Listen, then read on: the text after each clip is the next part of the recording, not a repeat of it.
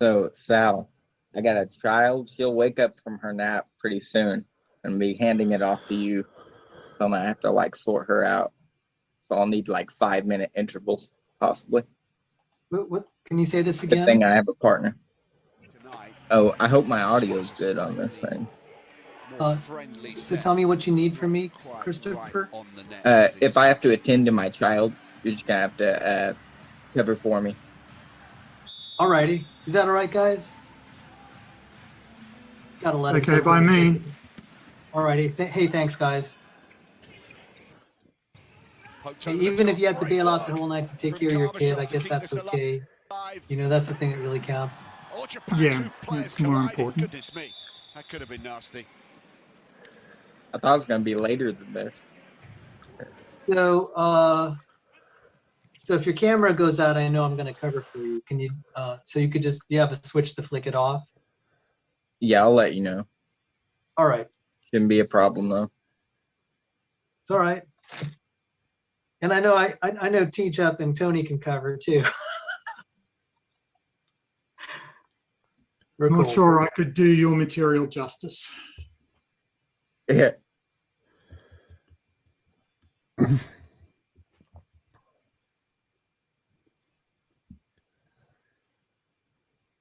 So you really have a PhD, Tony?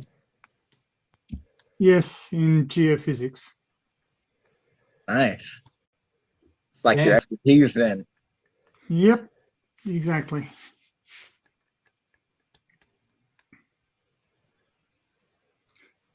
And I'm a bit disappointed that this has been billed as sort of an atheist versus theist debate. Because it isn't. You can be a theist and believe and accept the evidence. You can be a theist and believe that the Earth was created 6,000 years ago and that the evidence is just somehow wrong for whatever reason. But the position that you can't take is that the Earth is 6,000 years old, and that's what the evidence says. Mm. That's my position. If you want to believe the Earth is 6,000 years old in spite of the evidence, fine, go right ahead. I don't mind. But the evidence is unambiguous.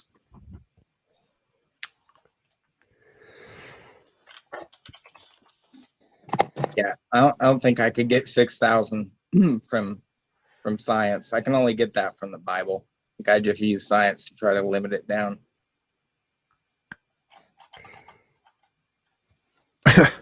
Sabrina says TJump is a god, and therefore I've lost the debate, and God is real. Okay, well, that's an unusual. I was called the Antichrist a couple of weeks ago, so that's an unusual. Well, since I'm God, I can confirm you definitely are. And did you guys have a decision on who's going first?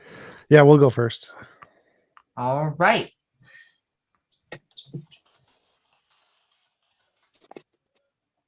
And so that would actually be the negative side.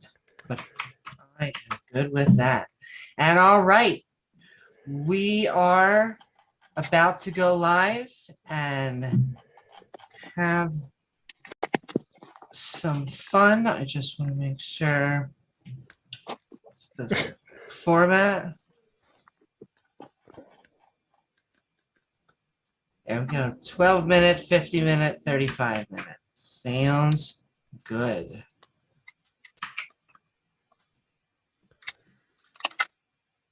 With that, I normally do music. I think I'm just going to skip it and just go to the intro and hand it over to the negative.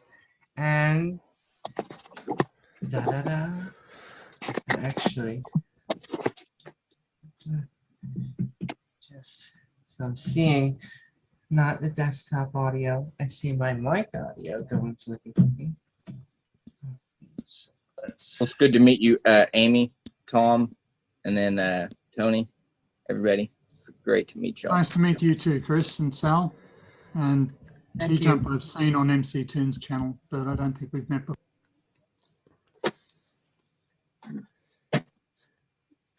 Tony, do you know if there's like a competition to make a viable flat Earth model? I heard somebody say that there was like a monetary reward Oh for God. making a legitimately spaced flat Earth. Like, I'm not sure about the distance element. MC Toon has some has a reward up for has a $10,000 challenge up for celestial navigation. I think he has another $10,000 challenge up for cold moonlight. So you know there are a couple of challenges out there, but I'm not aware of one for a working flat Earth map. Obviously, physically impossible. not true. Impossible. Not true. So Really? it's impossible to map a sphere onto a plane in Euclidean space, Euclidean geometry, but we're not in Euclidean geometry, space-time curves. So because space-time curves, you can represent that curvature on a map, and you can actually make a working flat Earth map. Okay. I don't think you'd be look- able to navigate with it, right? Well, you certainly wouldn't be able to navigate with it in a conventional sense. And I'm interested to see how a static map would work.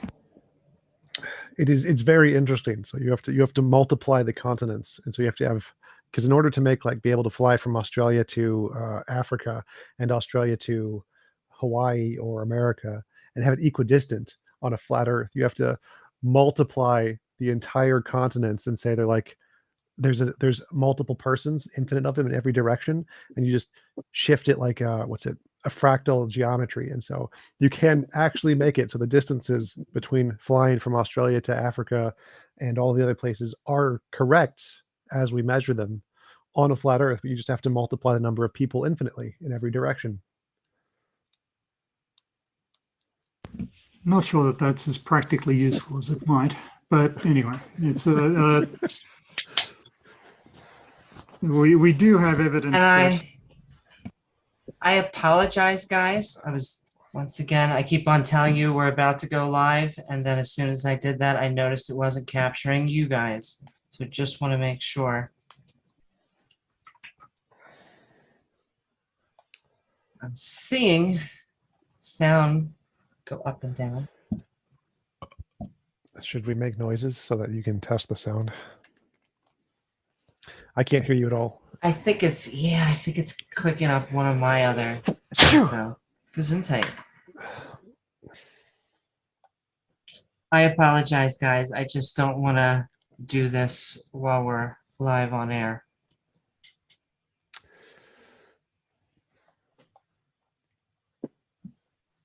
I feel like this No is more of a modern day debate issue. It's not Amy's fault. It's a James issue.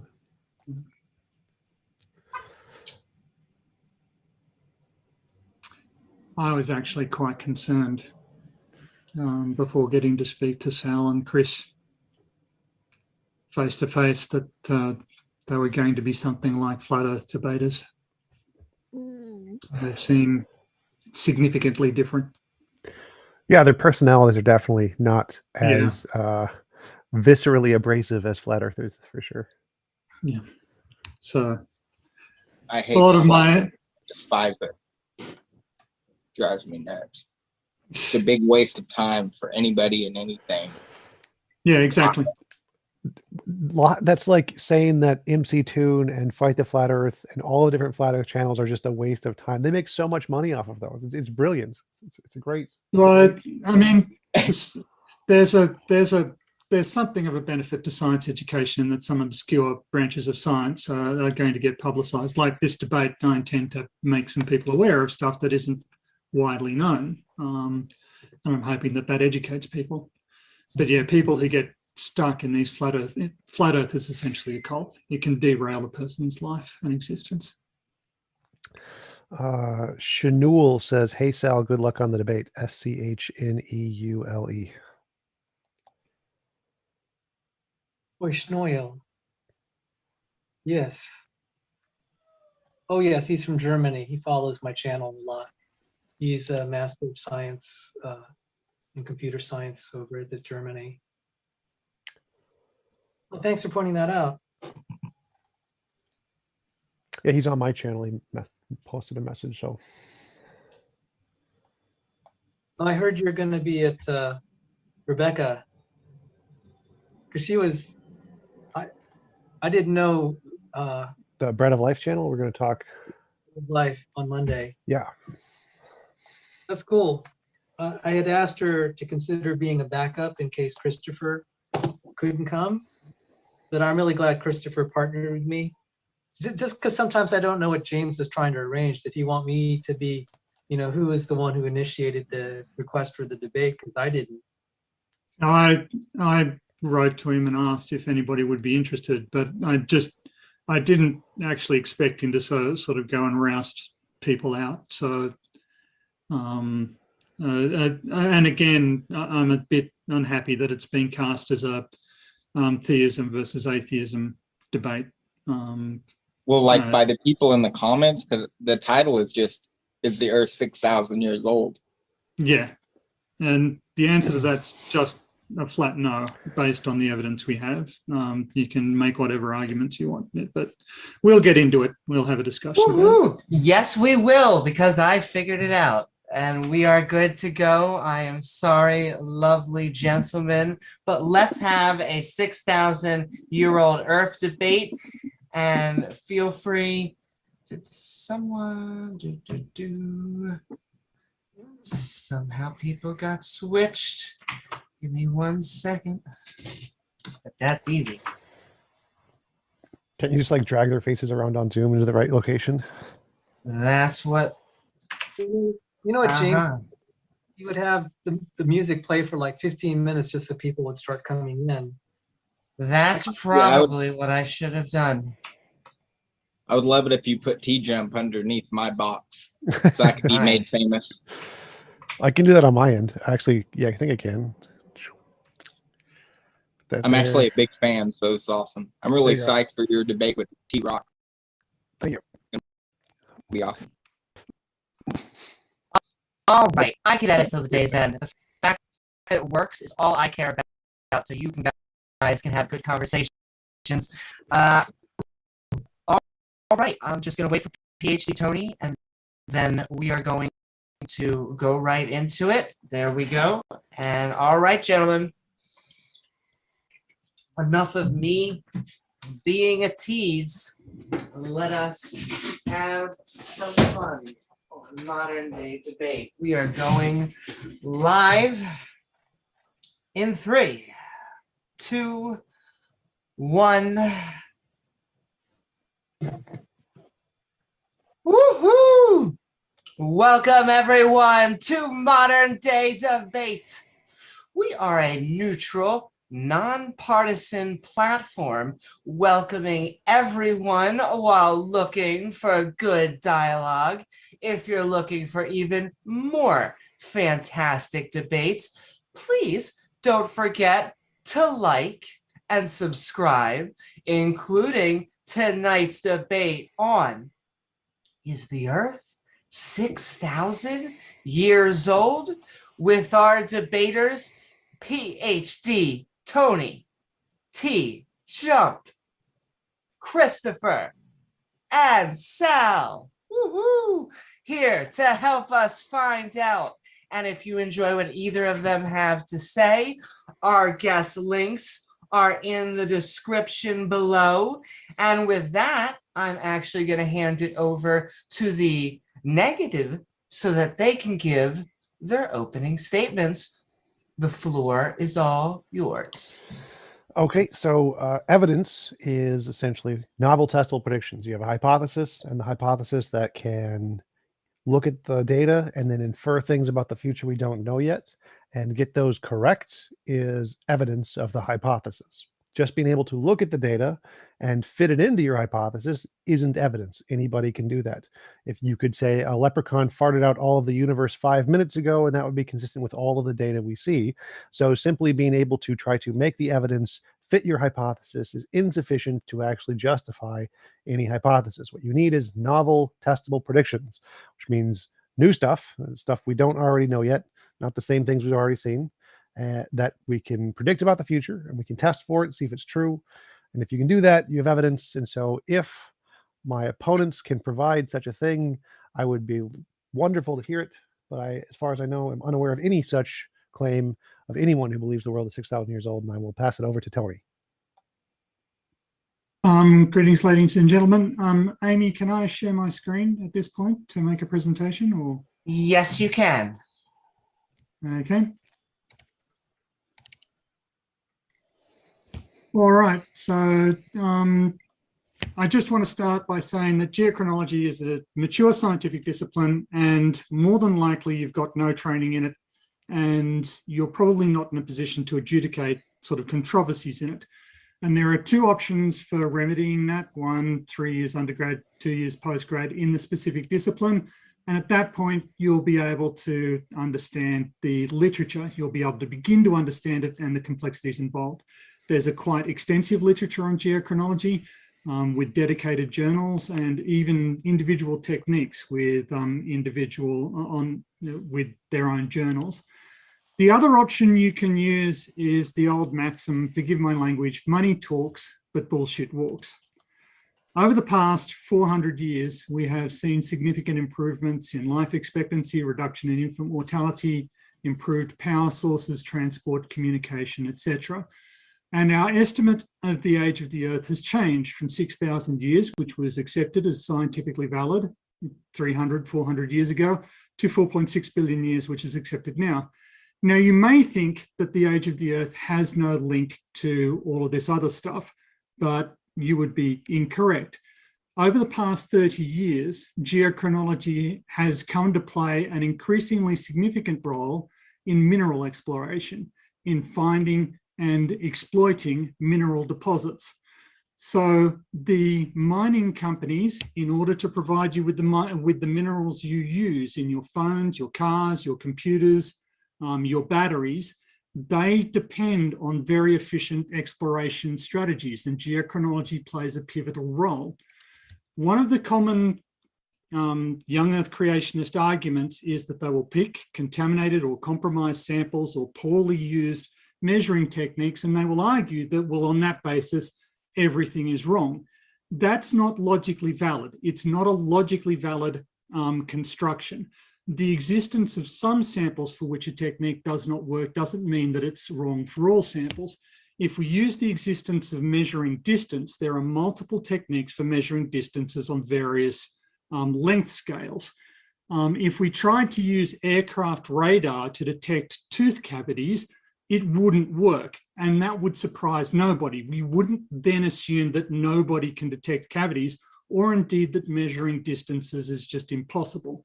But this is the line of argument that we're expected to believe from many young Earth creationists. Just to briefly survey some of the techniques available to us, we have dendrochronology, varve chronology. Varves are lake and river sediments that form annually. We've got ice core chronologies, speleothem chronologies. Stalagmites and stalactites are examples of speleothems.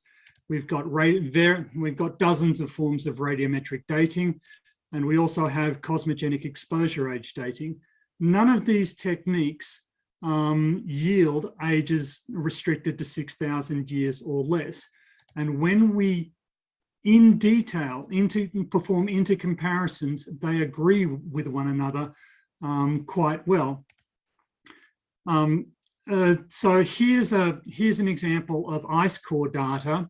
That red rectangle tells us about the limit of the varve chronology.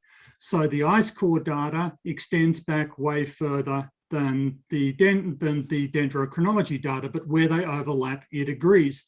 Down the bottom is marine ice core data. These are marine isotope data. These are taken from samples all over the world, where they sampled the oxygen in the shells And they find out that there are variations in the oxygen isotope ratios of the entire ocean that match, regardless of which location you take. Here's a plot of the aggregated data, and that red rectangle shows you where the ice core data is. These peaks here, 1, 5, 7, 9, 11, these are interglacial periods. Those other ones, 2, 6, 8, 10, etc., those are glacial maxima. So those are, the ice ages of the last 2 million years. And we can see that the record goes way back. There are hundreds, there's more than 100 of these oxygen isotope stages. And we can look at particular records. For instance, here are some sea level records from Scandinavia. And we can see, if we're to believe that the Earth is only 6,000 years old, then these records would have to be scrunched up to the right somehow. But that isn't physically possible because we have these successions of shorelines that formed. If you make these too fast, you don't have time for the shoreline indicators to form. So you cannot accelerate this process to the point that it makes sense. There are other problems as well. In the geological record, we have these thick diamictite layers. These are formed on the peripheries of glaciers, and they're rather large. Here, for instance, you can see the nantuotilite, the diamictite layer there. They come from, we've got samples from Canada, Australia, California, China, Svalbard. These occur globally, and they correspond to what's called snowball Earth events. Here we have an example from Oman, and you note that red rectangle there, that's 500 meters. So we have glacial deposits of more than 1 kilometer thickness in multiple phases in Oman. In the young Earth creationist timeline, when and how did this occur? These are observational data that my opponents must explain how this occurred in their 6,000 year timeline. Anyway, that's the end of my presentation. Woohoo! And all right, we're just going to bring that screen share to an end. And with that, oh no, you're fine.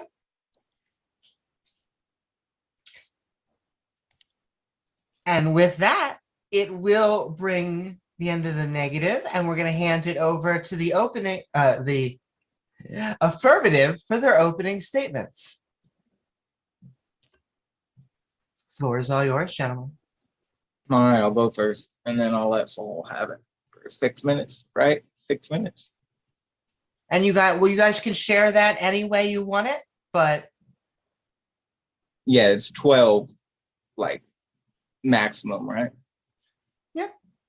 But all right, well, there was 1 billion people in the year 1800, okay, and then by 1985 there was 5 billion people. So you just determine the growth rate of population. It's pretty easy to do, and you could actually take the square footage of everybody in the world and concentrate them into Jacksonville, Florida. It wouldn't, be very comfortable, but it wouldn't be as crowded as, an elevator gets. So just based on the rate at which the human population grows, there should be significantly more people on the planet than there is what we see today. So human growth rate, population, you take everybody in Africa 1 million years ago, as they say, and you're either going to get a lot of people or you're going to get an extinction event because you have a bottleneck of all these people in one location for, 1 million years. You're going to have a serious inbreeding problem. So I don't know. I'm pretty convinced just based on that one thing. But let's move on. The moon is getting farther away from the Earth. No, I'm kidding. We won't. I want to give you a headache for a second. And then short period comets, okay? We won't get into that. but there are several ways that you can determine that the Earth, is not millions of years old. Okay, a limit of at least 100,000 years is there. Now, the only way that you would get 6,000 would be from the Bible. There are ways to scientifically, correlate data with what the Bible is claiming, and then you can get a model and see if that's probable, see if it's statistically likely for it to happen. And with all of the evidence that we have for a young Earth, a Earth that is only thousands and not billions of years old, I think it's a pretty logical and rational conclusion to reach. On top of all of the scientists that have PhDs in various fields of research, including geochronology, that are creationists. The Sahara Desert is growing, constantly. It's been estimated that it began growing around 4,000 years ago, the rate of 30 miles per year. So grows pretty fast because the wind is blowing all the sand and stuff on the vegetated areas, causing it to die and then dry out. And so the desert is constantly growing. Well, based on the Bible, there was a flood around 4,500 years ago. So the biggest desert you can find should be, around 4,000 years old within that spectrum.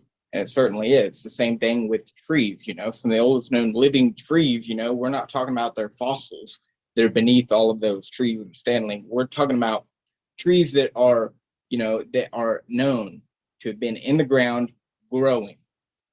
The oldest one that is out there is no older than 5,000 years. So we're getting close to the Bible. Just oil and gas deposits prove, that there was a flood 4,500 years ago. So you take the evidence for a flood, all the ways that you can limit the age of the Earth to, at least less than 100,000, and you get a pretty good model, you get a pretty good probability that, the Bible is correct. The historical account of the Bible actually happened. There are flood legends all over the world, but we're not talking about the flood.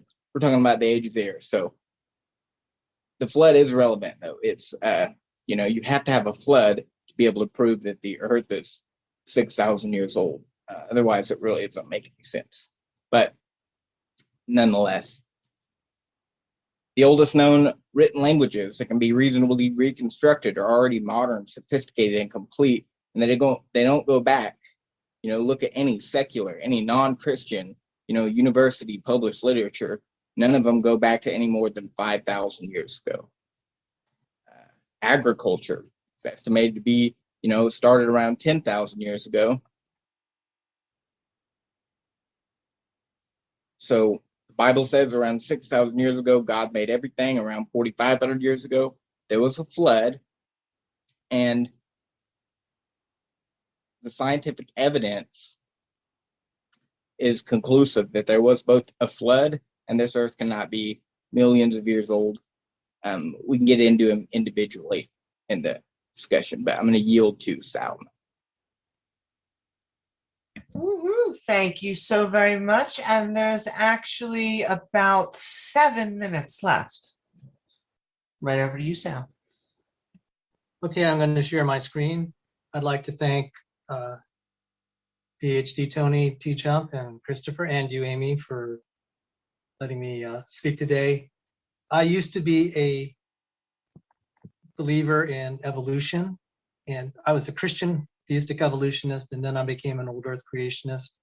The complexity of life seemed too severe, and then I began to entertain young Earth creationism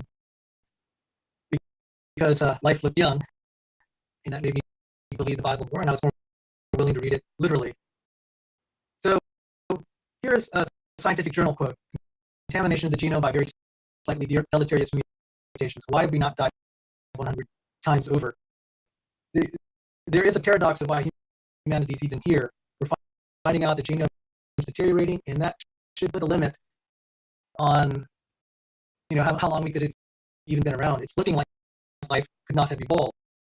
And I will point out, despite the fact that sometimes we get young Earth creationists are not the best represented, I worked for this gentleman. He's he's a research professor at one of the top schools in the United States. He's a famous inventor. His inventor in the Smithsonian National Museum of American History had fed starving billions. It's the gene gun. He was an atheist who became a creationist, and he had done research on the decaying genome, and that persuaded me. I had the privilege of working with him. So he's a young Earth creationist now. The other two people also graduated from the top schools in the United States, MIT and Harvard. One of them was a professor of molecular cell biology, and the other is very accomplished biomedical engineer. I need to point out, kind of just trying to tar us creationists as not knowing anything. I don't think that's completely fair. This gentleman was an exploration geologist for Chevron. He was a professor at a secular university, and he's a young Earth creationist. He's now teaching at the Institute of Creation Research. And that really is a step down as far as prestige and money, but he's sincere. He can deal with the things that PhD Tony had mentioned earlier. And, you know, I'm interested in learning, and I do respect that Tony has his reservations, but you can't just dismiss all of us and say we don't know. He has a PhD in this, and he's been a professor of this. So you just can't say it's a done deal. Also, there is Jake Hebert. He is explored, and I happened to have had dinner with him just tonight at the Creation Research Conference here in Lynchburg, Virginia. He has a PhD in physics from University of Texas at Dallas. And he studied weather and climate, and he studied the ice cores, and he comes to a different conclusion. And unfortunately, it's not in my area. My area has been biology. I have been disillusioned by the claims of abiogenesis researcher. I think I've come to believe that that body of research is delusional at best, fraudulent at worst. Same for most of evolutionary theory. It's garbage. It doesn't matter how many journals you have, how many articles you published, whether the data agrees or not. And it's been embarrassing for evolutionary theory. Just in the last 2 months, a paper came out about Ka-Ks ratios. I know that's technical. It's falsified tens of thousands, possibly, of evolutionary papers. So the number of journals, the number of papers, the number of careers and mortgages paid is not a measure for the accuracy of a theory.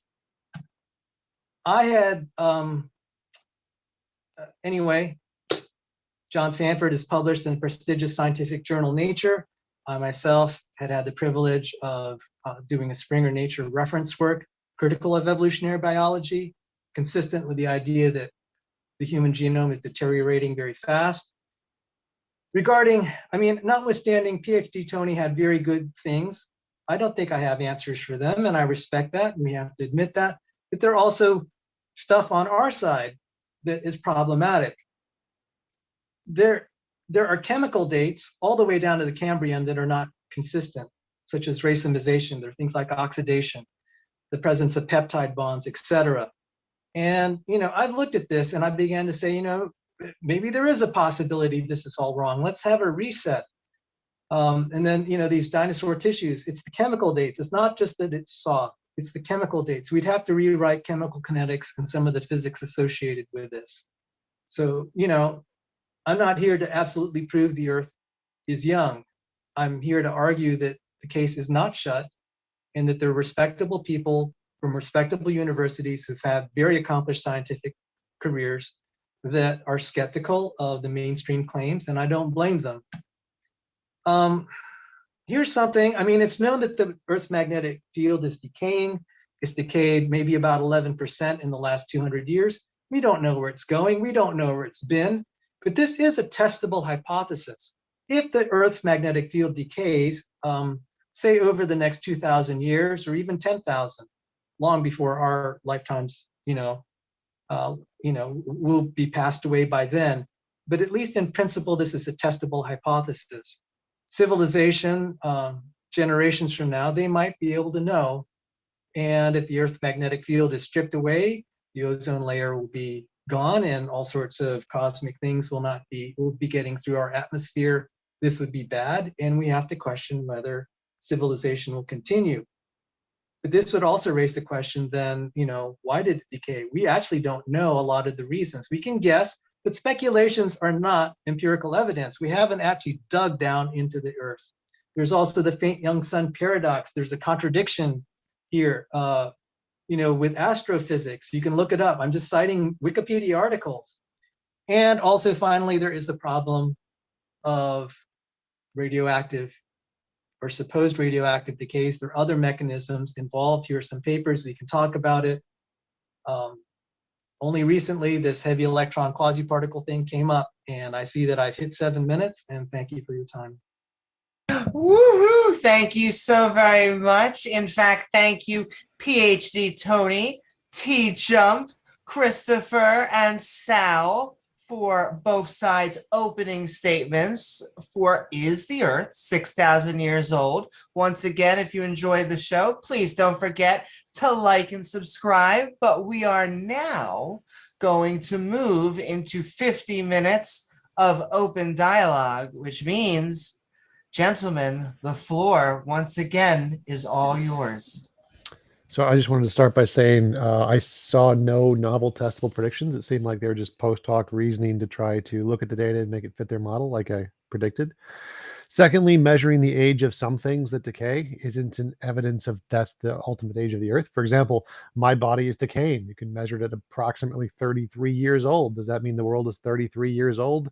No, because there were things before it. So the fact that you can measure one thing and see it's changed and you follow the pattern to the extreme without considering any other extraneous factors isn't evidence. But if you think that is some ultimate thing that you think can indicate the ultimate age of the Earth, please tell me what that one thing is so we can discuss it. I gave a testable prediction. You might not see it materialize in your lifetime, maybe generations in the future. It doesn't matter whether it's novel or not. Wait, yes, it does. Like the magnetic field, it could decay. It would cause problems if the magnetic field were very much stronger. I mean, we don't know if it's a linear decay curve or exponential, but let's say it's an exponential decay curve.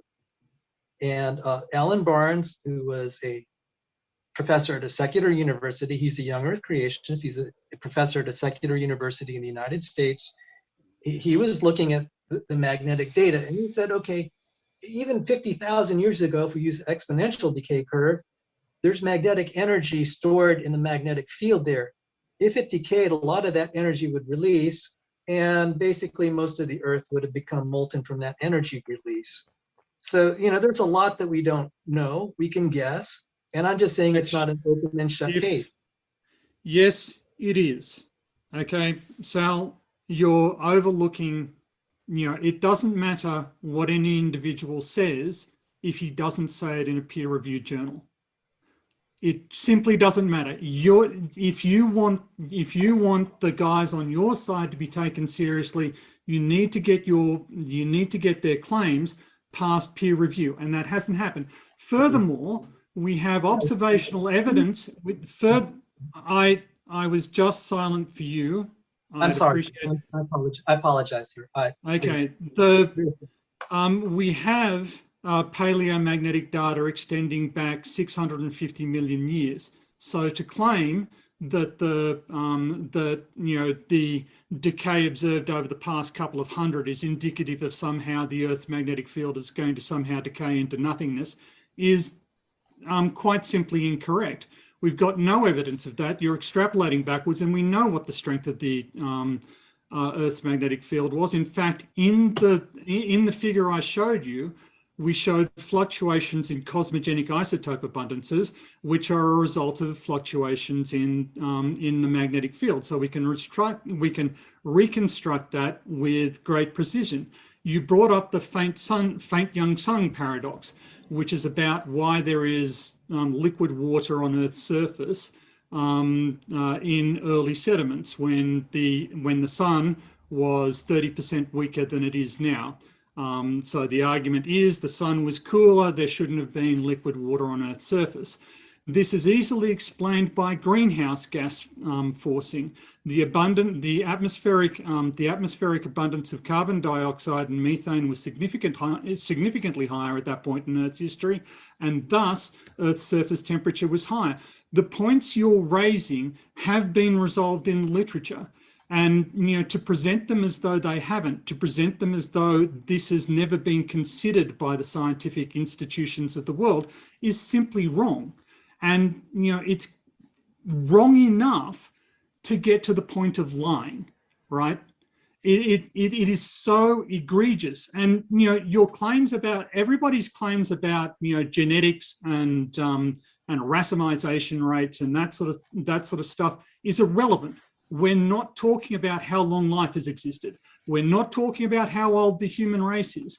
And, Christopher's argument of extrapolating population growth over the last 300 years, when we've had a massive improvement in medical technology and a massive reduction in infant mortality, and you extrapolated that backwards, that's sheer nonsense. We obviously didn't have access to modern healthcare or modern, food production, or modern, shelter, or heat production. Obviously, mortality rates were higher in the past. So taking modern period population growth and extrapolating it backwards is ill-conceived. Anyway, I've responded to a bunch of points. Off you go. First off, I apologize to you, Tony. I shouldn't have interrupted you. So thank you for pointing that out. I try to be civil. Thank you, sir. The counter response. Thank you. And sorry, just saying thank you, and I'll try to extend you the same courtesy. So paleomagnetic data to 650 million years. Circular reasoning is not a basis of science. That is circular reasoning. We don't have independent confirmation that it is 650 million years. And, could you explain that a little bit more? What do you mean? What's circular reasoning? Can you state that figure, PhD Tony? You said we have 650 million. We have paleomagnetic data going back 650 million years. How can you make that assertion without some degree of circular reasoning? You don't actually know that. That's what is at question, whether the Earth is old. You can't say that we have data going back 650 million years. You're assuming the thing you're trying to prove. That is problematic. The other thing I wanted to say is this whole thing about it having to be approved by peer review. I've seen junk papers going on for 40 years, and they're still going on. And it's this club, particularly for origins research in the past. Operational science is good. Origin science in the past is not quite as high quality. So stuff that can be experimented on in the present day and have testable predictions, I'm A-okay with that. But stuff where it's in the deep past, we have to reconstruct it, and there's not any way to actually experiment and prove it directly. It's subject to kind of like, oh, okay, whatever, whatever is accepted. And I just cited where thousands of papers had been refuted regarding the Ka-Ks ratios in evolutionary biology. It was a disaster. I saw it coming, and yet, couldn't get stuff critical of it in peer review, and now they're caving. Just a waste of time. And so I'm just saying, I don't think that's should be the standard. Well, I think you offered a novel prediction for Tom, though, because we can predict that the magnetic field will completely and utterly be gone before the next 4,000 to 5,000 years. It's not going to be there. So we just have to wait, I guess, because, if you want something absolutely brand new for a novel prediction, we're going to have to use things like that, or things like, there's going to be a new world order that controls the whole world, and they're going to make everybody take a mark. That is a novel prediction. So we'll just have to wait and see. The Bible says that every knee shall bow and every tongue shall confess that Jesus Christ is Lord, to the glory of God the Father. That's a novel prediction, and I guarantee you it's coming to pass. Well, you're right. Those are novel predictions, but I was kind of asking for ones that you've already made in like progress of science. So like one in geology is we looked at double hinted jaw joints in fossils, and somebody predicted that they would be fused together in a future fossil that we'd find that we haven't found yet. And then they found it and like, oh, we predicted we'd find that because we looked at the past data, inferred something about the future, and then did a test and found that that was the result. Same with made lots of these kinds of predictions. For Tiktaalik was one. In geology, there's tons of them. Like science makes tons and tons of predictions, and then they get confirmed. So I was looking for like a novel prediction that creationists have made that was confirmed at some point already. Not like, obviously, if I die and go to heaven meet God, that's great evidence. It's a great novel testable prediction, but I want something that's already been confirmed, preferably. I got you. Well, what about this? What about the fact that virtually every scientific field of research was established by a creationist? So they had to make a prediction at that point, and then all of those predictions came true, and here we are. Because that's how they even established a scientific method that everybody agreed upon, was to establish a hypothesis, go through various blind tests that produce the same results. Most poop puddlers. Yes. Can I respond to that? Yeah, I just want to say, look, 5 seconds. So most shit shovelers were also Christian at one point. Does that mean that shoveling shit is a Christian profession? Well, I would attack that argument slightly differently. Yes, everybody started out believing that the earth was made 6,000 years ago and created by God. But then we started looking at the evidence, and it didn't back that claim up. And so we adjusted our beliefs, right, based on the evidence available to us. That's what science is. We started out 300, 400 years ago with every scientist, believing that the earth was 6,000 years ago. And we're not there now because that's not what the evidence suggests. And I produced evidence in my presentation of the accuracy and reliability of radiometric dating. It is used to identify the location of mineral-bearing deposits.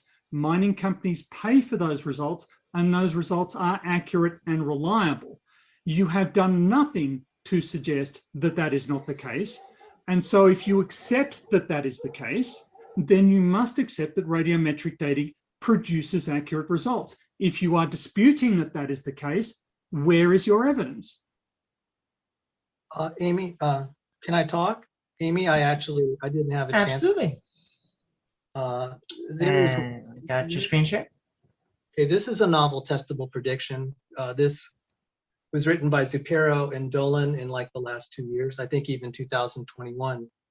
There has been data that we can have lower energy nuclear reactions. And they call it cold fusion. That unfortunately has bad connotations, and definitely there's been cranks. But I began to think about this because I was looking at alternative means of changing nuclear structure. There can be electrical and chemical means. The first thing that I looked at was photonuclear processes, and there was a paper in Nature 1985 that lightning can cause neutrons.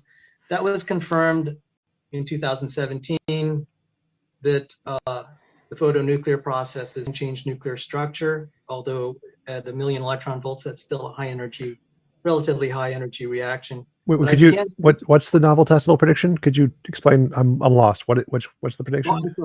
Sure. No, that's a great question.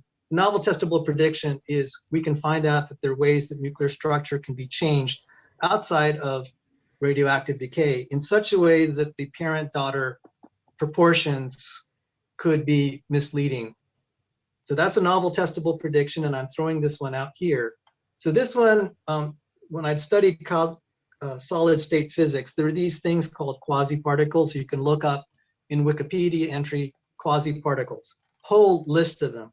Quasi-particles, they call it fictitious. It's really, you can say fictitious, but with real effect. What that means is it's really the collective action of the entire crystal lattice that can make it appear, you can model it as if it is a single particle. There are these particles called heavy electron quasi-particles.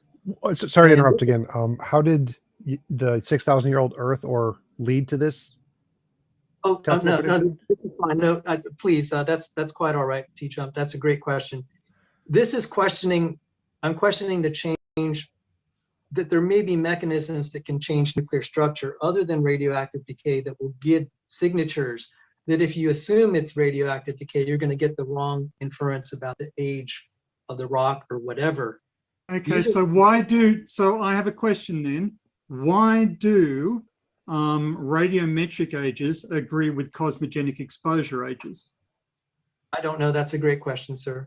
Why do the observed rates of tectonic motion, when extrapolated backwards by radiometric ages, fit with the geometry observed? For instance, the Hawaiian and Emperor Island archipelago, if you trace it down, it has a huge kink in it from the time when India ran into Eurasia. Why is the radiometric timing of that event coincident with the distances traveled using modern rates of travel? If the rates of travel were different in the past, that shouldn't happen. If the radiometric ages are wrong, that shouldn't happen. Why is there agreement there? I didn't finish my point, sir. If I could, I would appreciate it. So creationists have postulated a variety of mechanisms. I'm throwing one out here that is a testable prediction.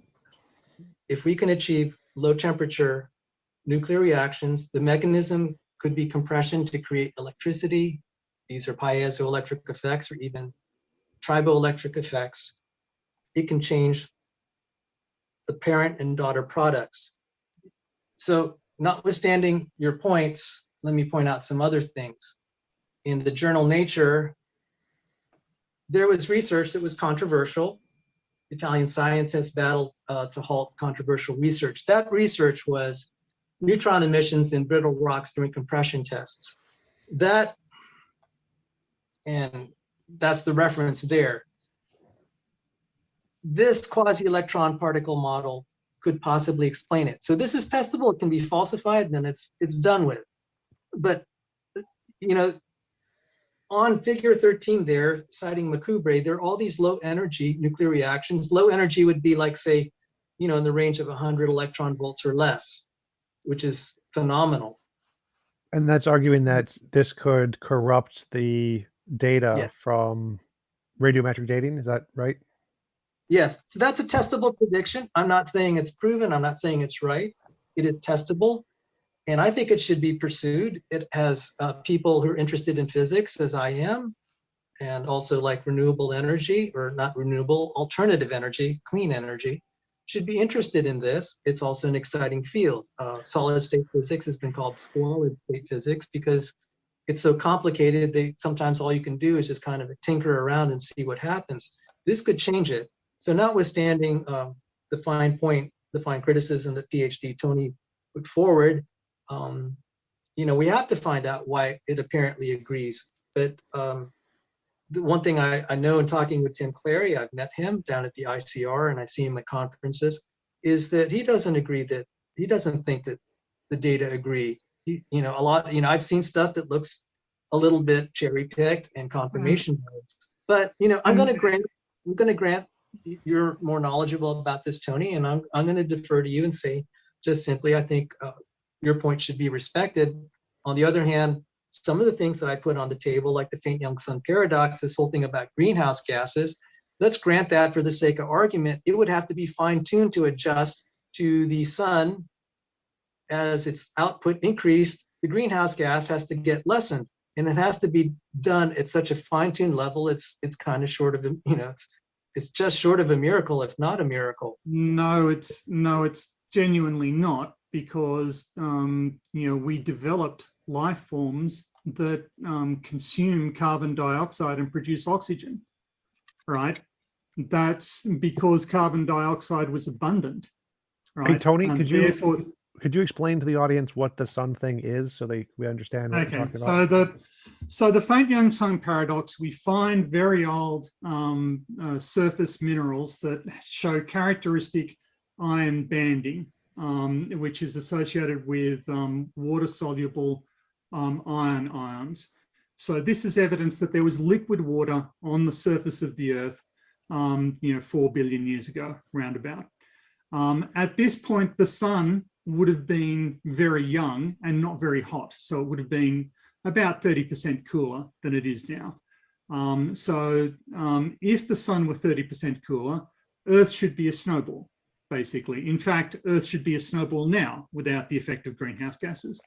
The mean temperature based solely on solar energy, Earth's mean emission temperature is minus 15 degrees Celsius. And so it would have been even cooler way back then. But that isn't really a problem because there was lots of carbon dioxide in the atmosphere at that point. There was lots of volcanic emissions, lots of carbon dioxide there. And it would explain why there was liquid surface. Now, obviously, we weren't there at the creation, but then again, it's worth pointing out that the author of Genesis wasn't present at the creation of the Earth either. So we're going on what we have observational evidence to determine. So the faint young son paradox vanishes if you just have greenhouse gases. And this argument about the fine tuning. Well, we had a lot of cyanobacteria and various other life forms that consumed the carbon dioxide, produced oxygen, and then there was a big die-off as as oxygen became super abundant in the atmosphere. It doesn't require fine tuning in the way that Sal suggests, and this is a well understood process in science. So I just think that this is throwing stuff out. And again, we've got all of these different dating techniques. Sal's argument is that there's some problem with radiometric dating, except that it produces reliable, consistent results. And if there was an error with it, it wouldn't. Once again, do I need to show the sea level curves? We had these sea level curves with these showing viscoelastic relaxation. The viscosity of the Earth hasn't changed in the way that Sal suggests. We can prove this by looking at rotation data from the historical record. Historical eclipse data allow us to reconstruct Earth's rotation history, its polar wobble for the last few thousand years. There's been no significant change in viscosity, and this entire massive release of heat and everything was molten and that sort of stuff. Well, if the lithosphere was that molten, was that hot, then the Emperor Island change wouldn't have persevered, right? They wouldn't still be there, relic on the bottom of the Pacific Ocean. They'd have relaxed into absolutely nothing. We wouldn't still be seeing post-glacial rebound in centers of former glaciation. We wouldn't be able to see the relaxation signature following the Huronian glaciation. And you still haven't addressed how you get kilometer-thick glacial debris fields across the globe, right? In California, China, Brazil, Canada, Sweden, Australia, Oman, Namibia, we have these kilometer-thick glacial deposits, right? And there's a reason it's called glacial slowness, right? These deposits are very, very finely ground dust. So these glaciers ground the rock up into a very fine silt and then deposited it. You've also come up with no explanation for how the oxygen isotope signature of the entire ocean, Earth's entire ocean, can vary, can move up and down on the time scales that you're suggesting. We know why it happens. Okay, well, let me address some of these points that you're making real quick. I don't want to remember any of them or lose my train of thought. So you're saying that there's ice everywhere. Well, that's not really a problem. There was a global flood which produced all of that ice, according to our model. You're saying that we haven't offered an explanation, not us personally, but the creationist has put forth valid arguments for the ice age. With all due respect, no. Well, we're not talking about the ice age. We're talking about the snowball Earth, the Huronian period, which was about 600. What you would be thinking of is the most recent glacial cycle, which are driven by Milankovitch. So you really want to know why the atmosphere is varying, going like No, back what and I forth? want, no, what I want to know is how, in your model, these glaciers. Okay, let's say that you've explained how they exist. How did they produce a kilometer of erosion features? Right? They can't have been there that long. We've got erosion features from the last glacial cycle. The ice sheets were only at their maximum extent for 5,000 to 8,000 years, and we can see how much erosion they left. They didn't leave kilometer-thick deposits of fine silty clay, whereas these ones 640 million years ago did. So how were the glaciers there long enough to produce this kilometer-thick glacial sediment? Even if I accept your explanation for how they're there, how were they there that long? Well, I mean, aren't you assuming that, that sedimentation or whatever that builds up, that it's building based on today's current rates? Well, please explain to me the physical process by which you can accelerate glacial erosion. I'd be thrilled to hear your answer, because you can't. Well, you produce the entire glacier rapidly. That's how. No, that won't work. Why not? Okay, because if you increase the mass of the glacier too quickly, the glacier just falls over. It won't accumulate enough basal shear stress. You need the basal shear stress to be there for a long time to get at the various, to cause the erosion. You can't, it's like, if you get a bulldozer, right, and you just clear off the land, you're not going to get fine silt, which is what you're suggesting. If we do it all very quickly and we just sort of bulldoze the stuff out of the way, that's fine, but it won't be fine silt, right? In order to get that fine silt, you need to be doing the erosion very, very slowly and gradually, right? You can't just speed this up. It doesn't work. Well, you can speed it up. I mean, but it doesn't have to be, within like a week. I mean, you could stretch it out. It's a global flood that lasts over like nearly a year. So yeah, I'll give you a year. Show me how it's done. Well, you can have as much ice as you want and as much rock as you want. Show me how it's done. Well, you're talking about shear stress that needs to be available, like at the foundation of the Yes. glacier, in order to make it possible. Well, wouldn't that shear stress be available how is it that you can't establish the shear stress catastrophically, with a downpour of super cold hail and ice coming from the atmosphere onto the earth and then building up? Because that won't cause fine silt. If you hit a rock with a large lump of ice, you're going to get splinters of rock. You're not going to get this finely ground sediment. And I'll remind you of what these deposits looked like, if I may. Can I weigh in, or I'm sorry? Yeah, sure. I'll just bring up my figure. Okay, so here we have the various layers of clay that have been, the very fine grained clay that has been ground up, and they've had this debris dropped into them. And here at this stage, we're seeing, something that's 2 meters thick. But if we go over here, for instance, we see that it's many hundreds of meters thick. And in the Oman stuff, and then you've got the question of how you get that capped dolomite on top of it. That requires a bunch of the carbon dioxide in the air needs to be absorbed into the oceans and then deposited as capped dolostone. And that needs to happen without killing everything in the ocean by acidifying it. So how fast do you think that can happen? You can't just say, well, it can speed up. No, it can't.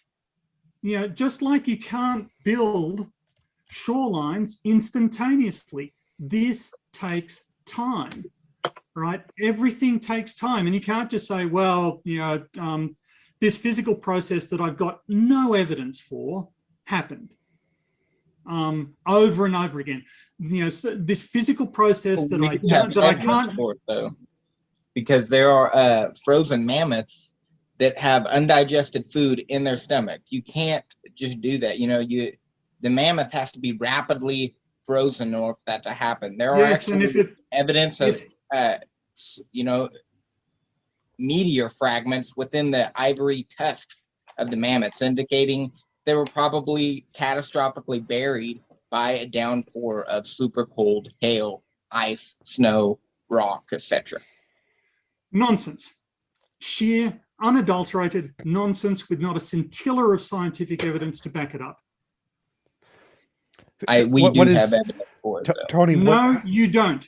Tony, what is the explanation for the mammoth freezing? How do we explain that without okay, magic? so mammoths freezing very quickly. They can fall into rivers or marshes. They can get stuck in marshes, and if it's very cold, basically you just need water. Water has a very high thermal inertia, and warm-blooded animals die very quickly of hypothermia if they're surrounded in water. You can have astonishingly severe snowstorms or whatever, but these claims that you can just speed up glacier formation, and again, you have these 100, these 200 glacial cycles that you have to explain. 200 glacial cycles, not one glacier formation, 200 glacial cycles, and then before that, and that's based on the atmosphere flip-flopping, right? That's what that graph means. Those are actually oxygen isotope from marine animals, so that's the ocean. Right. Well, the global flood is going to produce catastrophic wind patterns, and that's going to vary. Oxygen isotope. So the oxygen isotope content of the oceans is changing. The ratio between oxygen 18 and oxygen 16. That's what this is. Okay, these are oxygen isotope ratios. The higher they are, the lower they are, the hotter it is. The higher they are. You note that the scale is inverted here. So the higher they are, the cooler it is. The lower they are, the warmer it is. Or you can look at it as a measure of ice sheet volume, because the lighter isotopes get taken out and they get stored in ice sheets. And how do they change? How do you get more of one or the other? Okay, so the process is described here. If there's evaporation of water out of the oceans, the lighter isotopes are preferentially taken up into the clouds, and then the heavier isotopes preferentially fall out. So by the time the clouds reach the ice sheet, they're very depleted in oxygen isotopes, and the sea and the oceans are correspondingly enriched. And this is why you can see the reverse relationship. If you look at the top, you've got the delta deuterium, and down below it, the delta oxygen values in the ice sheet core. And down the bottom, you've got the benthic delta O18, and you'll see that these two curves are highly correlated and agree with one another very strongly. And this is a signal of the light isotopes being stored in the ice sheet, preferentially, or where it's warmer, there are more heavier isotopes. And you can see that the isotope abundances in the ocean are acting in the opposite sense. You'll note that the scale is opposite. It's between these two. You will also notice something interesting here as well if you look at the dust curves. Before we go on to a different one, let's give them a chance to respond. Why do you think there are layers of different densities of isotopes of oxygen that are like perfectly layered, that are perfectly the same layers that follow the same patterns all over the world? If a global flood happened, you wouldn't expect oxygen isotopes to pattern in this way. seems very strange. Why? How would you explain that?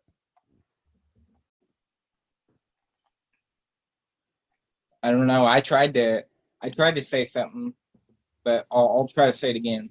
And unless Sal wants to respond to this, but before you do, Sal, catastrophic wind patterns, okay, temperature rising and cooling rapidly in different locations because of global flood, increasing for 40 days and 40 nights, still increases for another 150 days progressively.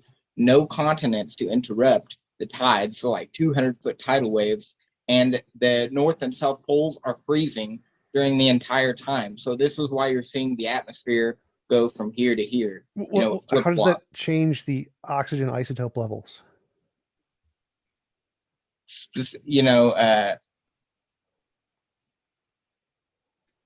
Because he was just saying that the oxygen levels change because as the clouds, move over towards the poles, they lose their oxygen, and that kind of ends up in the oceans, right? So why can't that happen in a global flood where the fountains of the great deep erupt, produce the clouds in the atmosphere, and then they all slowly fall towards the north and south poles where the cool spots are?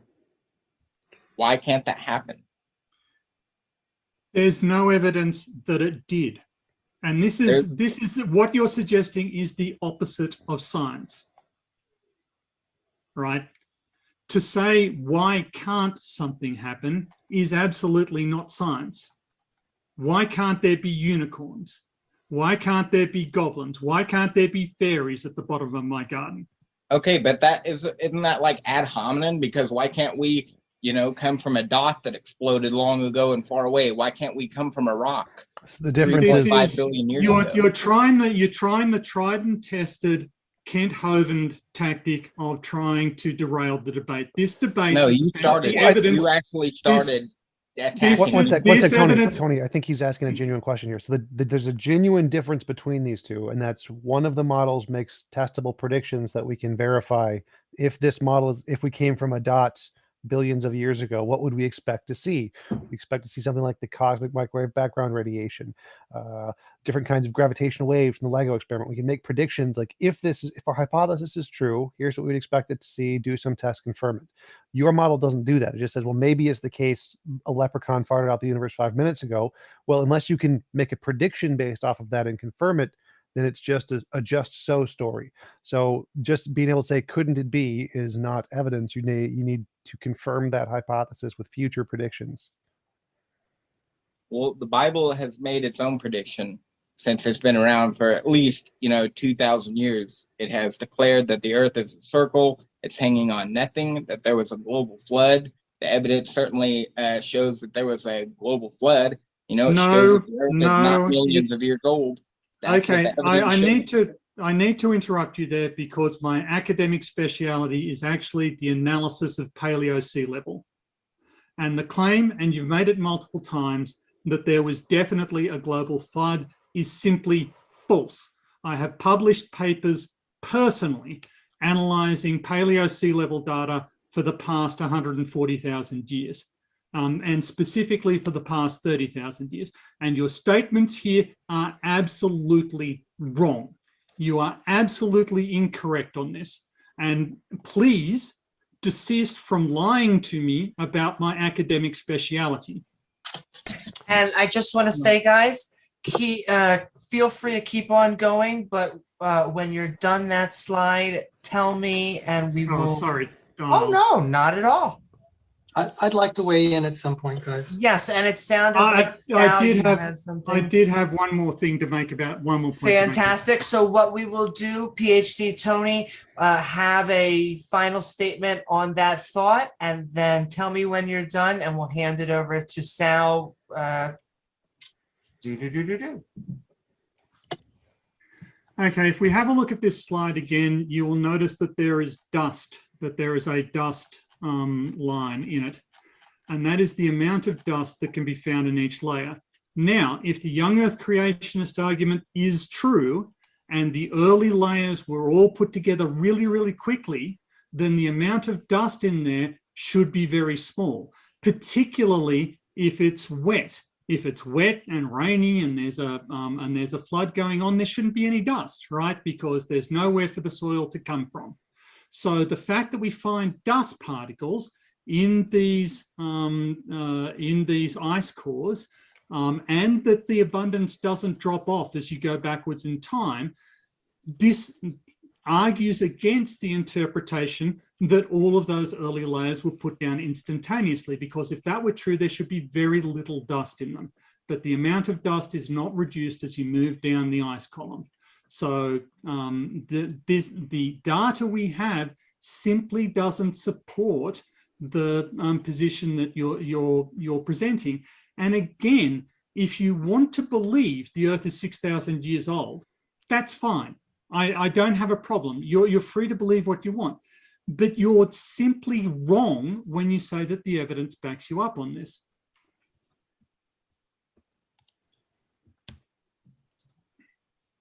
Can I weigh in now? Yes, you can. It's unbelievable academics cannot recognize circular reasoning. You've said you published on the last 140,000 years. That's a circular argument, sir. You weren't around. You're making an inference. Secondly, I did point out the chemical dates do not agree.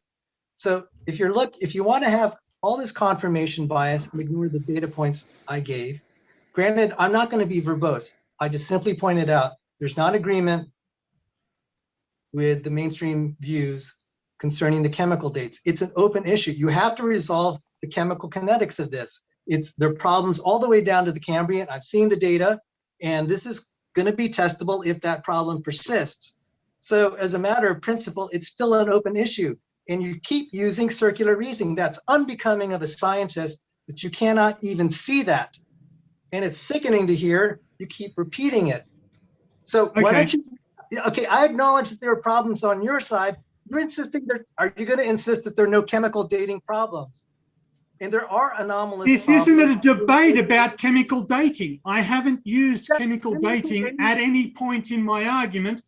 Sir, that is the problem. Chemical dating, and sir, now you're interrupting me. Chemical dating indicates ages of the fossil record. No, it doesn't. It conflicts, to the extent it conflicts with radiometric dating, then there's a problem. And I was pointing out one way it could be resolved. So, and then you keep appealing to circular reasoning. That is unbecoming of an academic. No, I'm not. See it done, and I'm simply not going to be lied about. You're interrupting me. You've been talking. Yes, because you are lying about me. You claim to be a Christian, and you are here violating the 9th commandment. Right? You are here lying about me, and you are lying to the audience. The assertion that radiometric dating is a circular argument has been debunked multiple times in this debate. Yes, there may be problems with the chemical dating, that there may be outstanding controversies. That isn't my field. I'm not going to opine on it, but it is irrelevant to the validity of the various geochronological dating techniques that I have discussed in this presentation.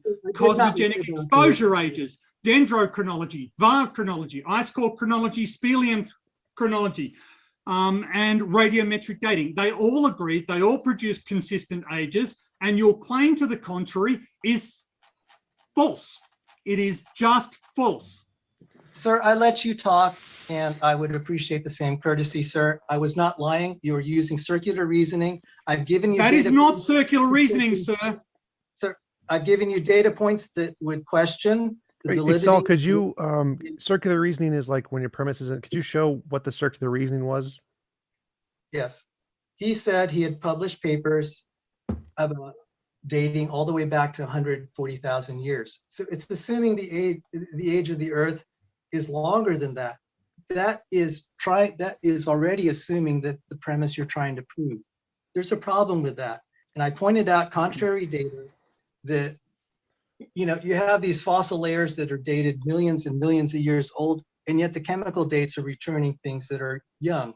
So then that is very problematic for all sorts of dating, which would include radiometric. One way to resolve it is I've suggested that there are alternative methods of changing nuclear structure. They can be explored.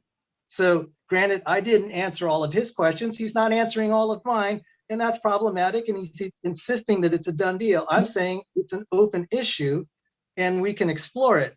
So Well, there's a saying by so Thomas just to Huxley- clarify, so he wasn't Sure. making the argument that he's published papers about things 500,000 years ago, and therefore the fact that he's published papers means that the world is that old. That wasn't his argument. That would be circular, sure, but he has reasons in those papers that indicate that, and none of the reasons he's presented are radiometric dating. So even if we just grant that radiometric dating is completely useless, none of that would invalidate anything he said, and so that doesn't actually address the position he espoused. So I wouldn't. It's not circular reasoning because he has justifications in those papers. He's not specifically just saying, "My papers say it's this for this year this old, therefore it's this old." That's not the argument. He just isn't mentioning those reasons in the paper. So it's a separate argument there. And neither of us brought up radiometric dating. We didn't talk about that. One thing he mentioned is the Milankovitch cycle. So you, PhD Tony, do you believe the Milankovitch cycle is correct as a theory? Yes, generally. So if that's falsified, how problematic would that be for your models? It would be somewhat problematic. What are you suggesting? I mentioned Jake Hebert earlier, and I had dinner with him tonight. He has studied the Milankovitch cycle. I mean, if you're all interested, you can. He has books published on this and critiques of the Milankovitch cycle. I am interested only in what he can publish in peer review. Yes. Okay. I'm not interested in the private opinions or the popular fiction that people disseminate. I am interested in science. I have studied the peer-reviewed literature. If he has something meaningful to say, he can present it in the peer-reviewed literature. May I ask you? I would presume, sir, you're a peer reviewer. Yes. Could he submit this to you, sir? Well, he could certainly list me as a reviewer on. What happens is when you submit a journal to an article, you come up with you submit a list of people that you recommend as reviewers. He could certainly recommend me as a reviewer for a journal article. Sure. If he publishes in a preprint, I mean, would you be willing to read it and critique it? So I'm not Yes, saying I that- would. Okay. All right. I will communicate that to him, sir. That's about the only fair thing I could ask. That's very generous of you. I And got a few. speaking of generosity, we have about 5 or 10 more minutes of open dialogue, but it sounds like TJump has something right on tip of his tongue. Right back to you. Yeah, Marty Mad Scientist asks, can the young Earth creationists explain the Pando forest, which is estimated to be at least 10,000 years old? Because the root system of the Pando forest, in order for the things to grow at a certain rate, the maximum rate of growth would lead to, given the size of the root system, has to be 10,000 years to accommodate the size of the root system. I don't have any comment on Well, that. Can the root not grow any faster than what it does today? Well, it can, but not magic faster. Magic faster. What Yeah, because like we don't have to involve magic. We can just come up with natural ways in which you can increase the growth rate of whatever you're talking about. You know? Like what? Why can't things grow faster? well, can they grow faster than any living organism that has ever been demonstrated ever? I'd count that as magic.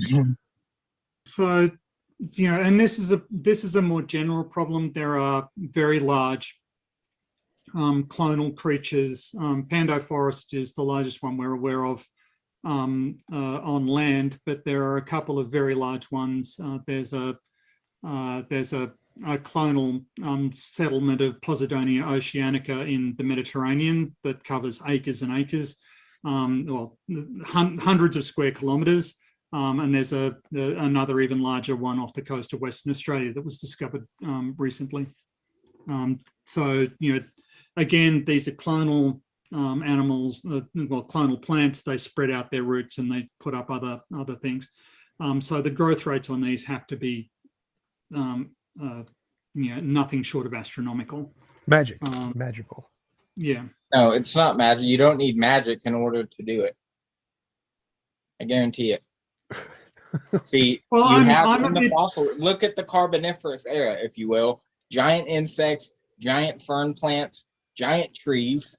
You know, where did those come from? It was a different environment. So you just need to change the atmosphere, and you'll be able to produce things like that. It's not science. It's just, or it's not magic. It's science. Even though science looks like magic sometimes, that's why people study it. Changing the atmosphere. Except that there were no trees during that period, right? The Carboniferous era, there were no trees.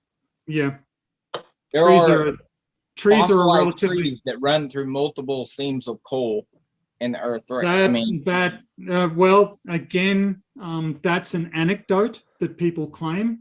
I'd like you to provide me with a reference to where that is demonstrated. You know, this seems people keep on bringing this up because they heard it from it's some other demonstrated creationist. worldwide. What are you talking about? No, it hasn't. You know, Okay. it should be okay if it's been demonstrated worldwide. Then it should be trivial for you to go Google up an example and show it to me. Nova Scotia. There you go. That's Polystrated trees, Nova Scotia. You could just Google polystrated trees, and you get several examples. Okay, and then you maybe type in running through multiple layers of coal, and you will get examples. And you can pull them up. I have not. So he can pull those up, this and while he's debate. pulling those up, I want to ask. So you're thinking that changing the composition of the atmosphere is going to drastically increase cell division, so that they can grow roots faster, and it's going to grow entire trees in days, minutes. How fast do you think this can go? Because what's going to need to happen is the roots are going to need to grow to this location, grow a new tree, grow new roots, new tree. It's going to go in a big line over a distance. So it's going to be at some rates. How fast do you think increasing, I don't know, carbon dioxide or oxygen in the air would make cell division in trees fast enough to pop out a new tree in a few hours? One possibility. Are you looking at the fossilized roots of these trees, or what? No, they're alive today. The forest is They're literally alive. a thing today. And so it Okay. continues to spread. So given Well, how then, I would say within 4,500 years, that's how they were produced. So not 10,000. You cut that basically in half. There you go. Okay. Let's discuss something that sort of I've allowed you guys to skate on a little bit, which is cosmogenic exposure age dating. Which well, is actually, I want to add one more question if I can. Well, it and lets I you go will quite a say, bit. guys, both of you, whenever you feel like you have gotten your points out, and the same with you, Sound Christopher, tell me, because then we're going to do outros and then Q&A. But feel free to get these last points out. Yeah, Javer Jara asks, please ask PhD Tony how much energy is necessary in the supposed rain for a year to cover the Earth's surface?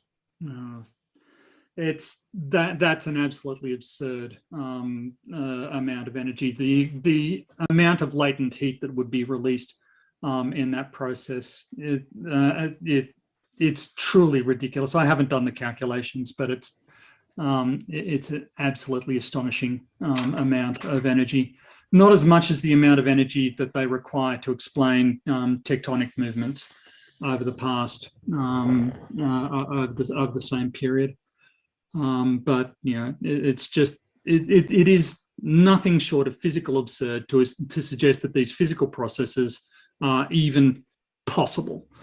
But I'm going to go on to cosmogenic isotope dating. Cosmogenic isotope refers to cosmic rays hitting rocks and impacting isotopes there and producing exotic isotopes that are not found naturally. From the accumulation of these isotopes, we can determine how long a particular rock has been exposed to cosmic rays, which is to say it's not being covered. And we can use that, for instance, to demonstrate that the top of the Grand Canyon has an exposure age of 10 million years, whilst the bottom, 2/3 of the way down the wall has been exposed for about 2 million years. Now, this is a double-edged sword because these cosmogenic isotopes accumulate in the surface layer. So if there are no cosmogenic isotopes, we can tell that there's been a lot of erosion. But if there are cosmogenic isotopes, we can tell that there hasn't been erosion. So these very rapid erosion events that you require in the Mississippi, for instance, or at the mouth of the Ganges, to create these tens of thousands of meters thick layers of settlement, it ought to be very easy to detect whether or not that's plausible, because everything must have been eroded upriver from that. And there should be no old cosmogenic exposure ages, except that there are old cosmogenic exposure ages, which shows that there hasn't been very rapid erosion, which shows that the erosion processes that created these sediment layers was slow. Because if it was fast, you'd only have young cosmogenic exposure ages. And this is a dating technique that you guys don't know about, don't understand, and can't explain. And it catches you in a vice because... Wait a minute. No, because that's not cool. Because you don't want us to lie about you, but then you come on here and make all these claims about us, which are not true. Do you know about cosmogenic exposure age dating? Please feel free to tell me. No, but that doesn't mean that nobody does. That doesn't mean that the creationists haven't come up with an explanation. I think in your mind, we haven't come up with an explanation because that's what you'd like to believe. Well, Speaking of explanations, Sal and Christopher, I'm going to let you guys have a chance to finish up the dialogue before we do outros, though I do warn you, if you ask a question, that always bounces it back. So comments are best, but I leave that up to you, Sal, Christopher. So I'll just go first real quick and I'll let you finish out. So you're saying that we at the beginning of your presentation that we weren't basically qualified to talk on the subject. This is for fun, and that's true. You know that we're not qualified as geochronologists like yourself. You may be qualified, but me and Sal maybe not. We don't really need to be qualified though. We just need to go to the experts and see what they say. And there are many creationist geochronologists. So that's not a valid argument to appeal to those who have credentials. When there are those who have credentials that you disagree with, the entire peer-reviewed process is just a whole bunch of people who disagree with each other. So it's junk science until you can prove it basically, by something you can observe, by something everybody can repeat and test. Otherwise, it's just forensic theoretics, We don't just have isolated examples of the Earth not being millions of years old or being restricted to at least 100,000. Most of the ways that you can calculate an age for the Earth, prove that the Earth is young. Okay, it's not like we only have one or two examples. They all show that the Earth is young. So ice core samples, the shifting of the atmosphere back in those days, that's fine, but that doesn't prove, that there wasn't a global flood, which could have produced those results in the ice core to change the levels of the atmosphere. But Sal, you can go now. I pointed out a single ugly fact can destroy a beautiful theory. The chemical dates are still problematic, and you trying, PhD Tony and others trying to write it off. I'm sorry, that's not good science. It's very difficult for you guys to just say, this is a problem. I have shown that I said something is problematic for my theory, and I don't feel that that was reciprocated, and I'm sorry, I have to say that I don't regard this lack of skepticism as speaking well. It sounds to me like you're closing your mind to alternative viewpoints, and I've tried to give you data. And if you want to disregard the problem chemical dates, that's up to you. But if I were a scientist, I would be concerned. The cosmogenic dating, I know nothing about it. I thank you for pointing it out, and that would be worth something looking into. But if you wonder why I think the Earth is still young, those chemical dates are really problematic for any sort of dating, and it's challenging radiometric dating. There's going to be a resolution of this, I hope, at some point, and we'll find out the mechanisms. I've already given mechanisms that can change nuclear structure outside of nuclear decay, even starting with photonuclear processes. There's just a lot we don't know, and we're going in on assumptions. And it's okay if you want to go by the mainstream, but I've given you data points to consider. So I appreciate you telling me about that. But you can keep confronting me with how to explain this or that. I'll keep coming back and say, explain the chemical dates. I'll keep coming back to the same facts. You can't, just because of the volume of questions you have for me, doesn't minimize the magnitude of the problem I'm trying to present. You have this going through all the fossil layers, lots of it. It's testable. And so I think on both sides, we could put forth arguments that are problematic for both. Trying to assume that it's a done deal is probably not healthy. I've given you points. If you want to keep insisting, that's fine. But I do appreciate that PhD Tony was willing to receive Jake Hubert's papers and writings on the Milankovitch cycle. He's very critical of it. He thinks he's falsified it, and I'm appreciative that you'd be willing to give him a fair hearing. He's not obviously respected by the current mainstream, but he certainly has achieved the academic attainment to at least, I think, be heard, and I thank you for that. So that's all I have to say.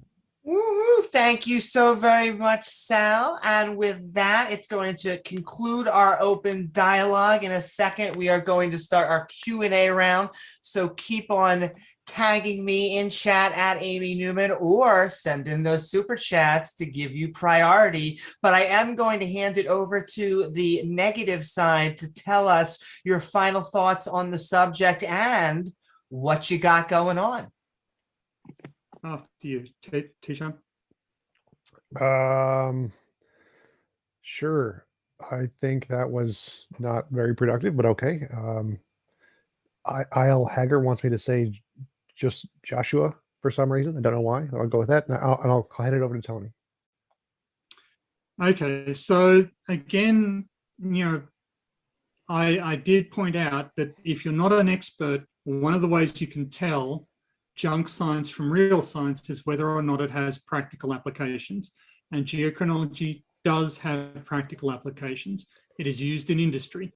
It is used in mineral exploration. It is used to get us the stuff that goes into our batteries, our cars, our planes. Our economy depends, as it stands, on the accuracy and reliability of geochronological techniques. So to come up and to suggest that some problem in a completely different scientific field utterly invalidates radiometric dating is faulty logic. If there's some problem with cellular dating or biological dating, that's their problem. That's not the problem. That's not a problem with geochronology, because geochronology demonstrably works. It helps us locate mineral-bearing deposits, and it does it every single day. It is the basis on which the modern economy works. Okay, I'm not overstating it. Reality, our economic reality is dependent on the accuracy of geochronology. So I find none of the counter arguments to be accurate or to have any weight whatsoever. I don't think that any evidence was presented here that would cast aspersions on the geochronological techniques, nor the fact that they are all intercomparable. They can be intercompared and found to back one another up. Anyway, that's the end of my rant. Woo-hoo. Thank you so very much, the negative side. And I'm going to hand it over to the affirmative. What are your final thoughts and what you got going on? I thought that's what we just did. Yeah, me So- too. I thought that was their ending. So I'll be honest, that was supposed to be the wrap up on the dialogue. But if you want, if that was your final thought on the topic, then Sal and Christopher, what do you have going on in the interwebs? And if not, we'll just move on to the Q&A. No, I have something to say. I just pointed out, right when I pointed out a professional geologist who's a young Earth creationist was Tim Clary. He's obviously been in industry. He worked for Chevron Corporation. He was a professor in a secular school for 17 years. So obviously you can take some of the same data under a young Earth interpretation and still use it to do hole digging. So I And don't know you can't peer review it. You can't get it past peer review. So what he thinks, an individual, you keep on going about, if the data actually supported your position, why there are no atheist young Earth creationists, but why they're Christian geochronologists who aren't young Earth creationists. If your argument is correct, then all Christian geochronologists should be young Earth creationists. And I can tell you that that isn't the case, right? If your argument is true and there's only one interpretation of the evidence, then all Christians who are geochronologists or geologists should be young Earth creationists, and they're not. That simply isn't true. Was it yours, sir? Was this my time to talk, or was it yours? Are you going to interrupt me? I was pointing out Tim Clary was a professional geologist. You're saying that it depended on this old Earth interpretation. Why was he successful when he didn't believe it or accept it? So, I mean, it'd be worth having a conversation with him why he was being able to be effective. So I think your whole premise the economy depended on it. Careful of asking questions, because that necessitates that give him over to an answer. So I will. I'm going to focus the laser. That was a rhetorical question. So, okay, maybe I'll try to follow your lead there, Amy. Okay, so I would just say then, rather than use rhetorical questions, I'll just make assertions. I think that falsified your premise that it's absolutely useful. You can actually approach it from a different perspective and also get results. That means it's not really as dependent. The economy is not quite as dependent on this old Earth view as you claim. That's proof positive of someone who succeeded. And there are other geologists that are that are like Tim Clary. So, that is a counterexample. Okay, thank you so very much, Sal. And then Christopher, just want to ask the same question. Can we find you anywhere out there, anywhere on the interwebs? It's just Christopher Sylvius. You can find me on YouTube, and then I have a group on Facebook. It's called Young Earth Creation. I'm also on Instagram, Twitter, and yeah. It's a pleasure to be here. Woohoo! All right, with that, we are going to move into our Q&A section. This is your chance to send in your questions to any or all of our debaters. Super chats will get your questions sent to the front of the line. However, we will try to get as many in about the 35 minutes by sending your chat at Amy Newman. Though I do want to thank our interlocutors, PhD Tony, TJump, Christopher, and Sal. Woo-hoo. And to remind you that all of their channel links are in the description below. If you enjoy the show, please don't forget to like and subscribe. Plus, if you're looking for even more fun after the show, come find us for after shows and more at the MDD Discord. But with that, let the fun begin. A $4.99 super chat from Nate the lawyer. Shout out to TJump, the debate king. Oh, got a fan out there. Yeah, thanks, Nate. Nate is awesome. Nate has an awesome YouTube channel. You should definitely check it out. It's much bigger than mine. It's bigger than modern day debate. He really took off. He's doing great. Woo-hoo. Well, he's in fact sending in another one. We are sending so much into Nate for another $5. PhD Tony is too. Long time no see. Oh my. Hi, Nate the lawyer. Thought you'd forgotten about me. A member for 7 months sending in their extra juicy saying, MDD, I'm going to try and hang around, but will be tough.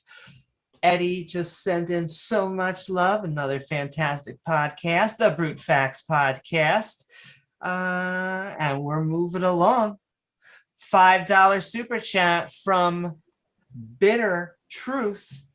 To believers, do you think, I'm going to assume, the creator who created the universe doesn't know the autonomy, which is clearly telling us it's human made? I'm sorry, I don't quite understand the question. Thank you for the super chat and the question. And let me try one more time. To believers, do you think creator who create this universe doesn't know the anatomy, which is clearly telling us it's human made? I'm guessing he's referring to some problem in the Bible with human anatomy. I'm sorry. Yeah, Thank you for the I think that he's saying that there's seems to be mistakes in the anatomy of the human body, and therefore there is no creator. That is faulty logic, because you're just you're saying because I don't understand something, therefore it wasn't even made. It could be that there were problems introduced to a perfect creation, like a global flood, that kind of messed things up, shortened our lifespan a lot. So just because you see problems with something, something went wrong with a perfect design, it's like, that doesn't matter. That doesn't disprove that somebody designed it. That's a big logical fallacy. I don't know the name of it, but certainly. I want to ask Sal, Javier was wondering if the professional creationist geologists who you said worked for like a company or something, were they using like 6,000-year-old measurements to find oil? Or the 6,000-year-old Earth model to find oil, something like that? I don't know. Okay, the conversations. No, that's a very good question. First of all, I think that he's obviously aware of the mainstream viewpoint, and he can use it, but he says it doesn't mean that the viewpoint is necessarily correct. So there are ways that you can locate things.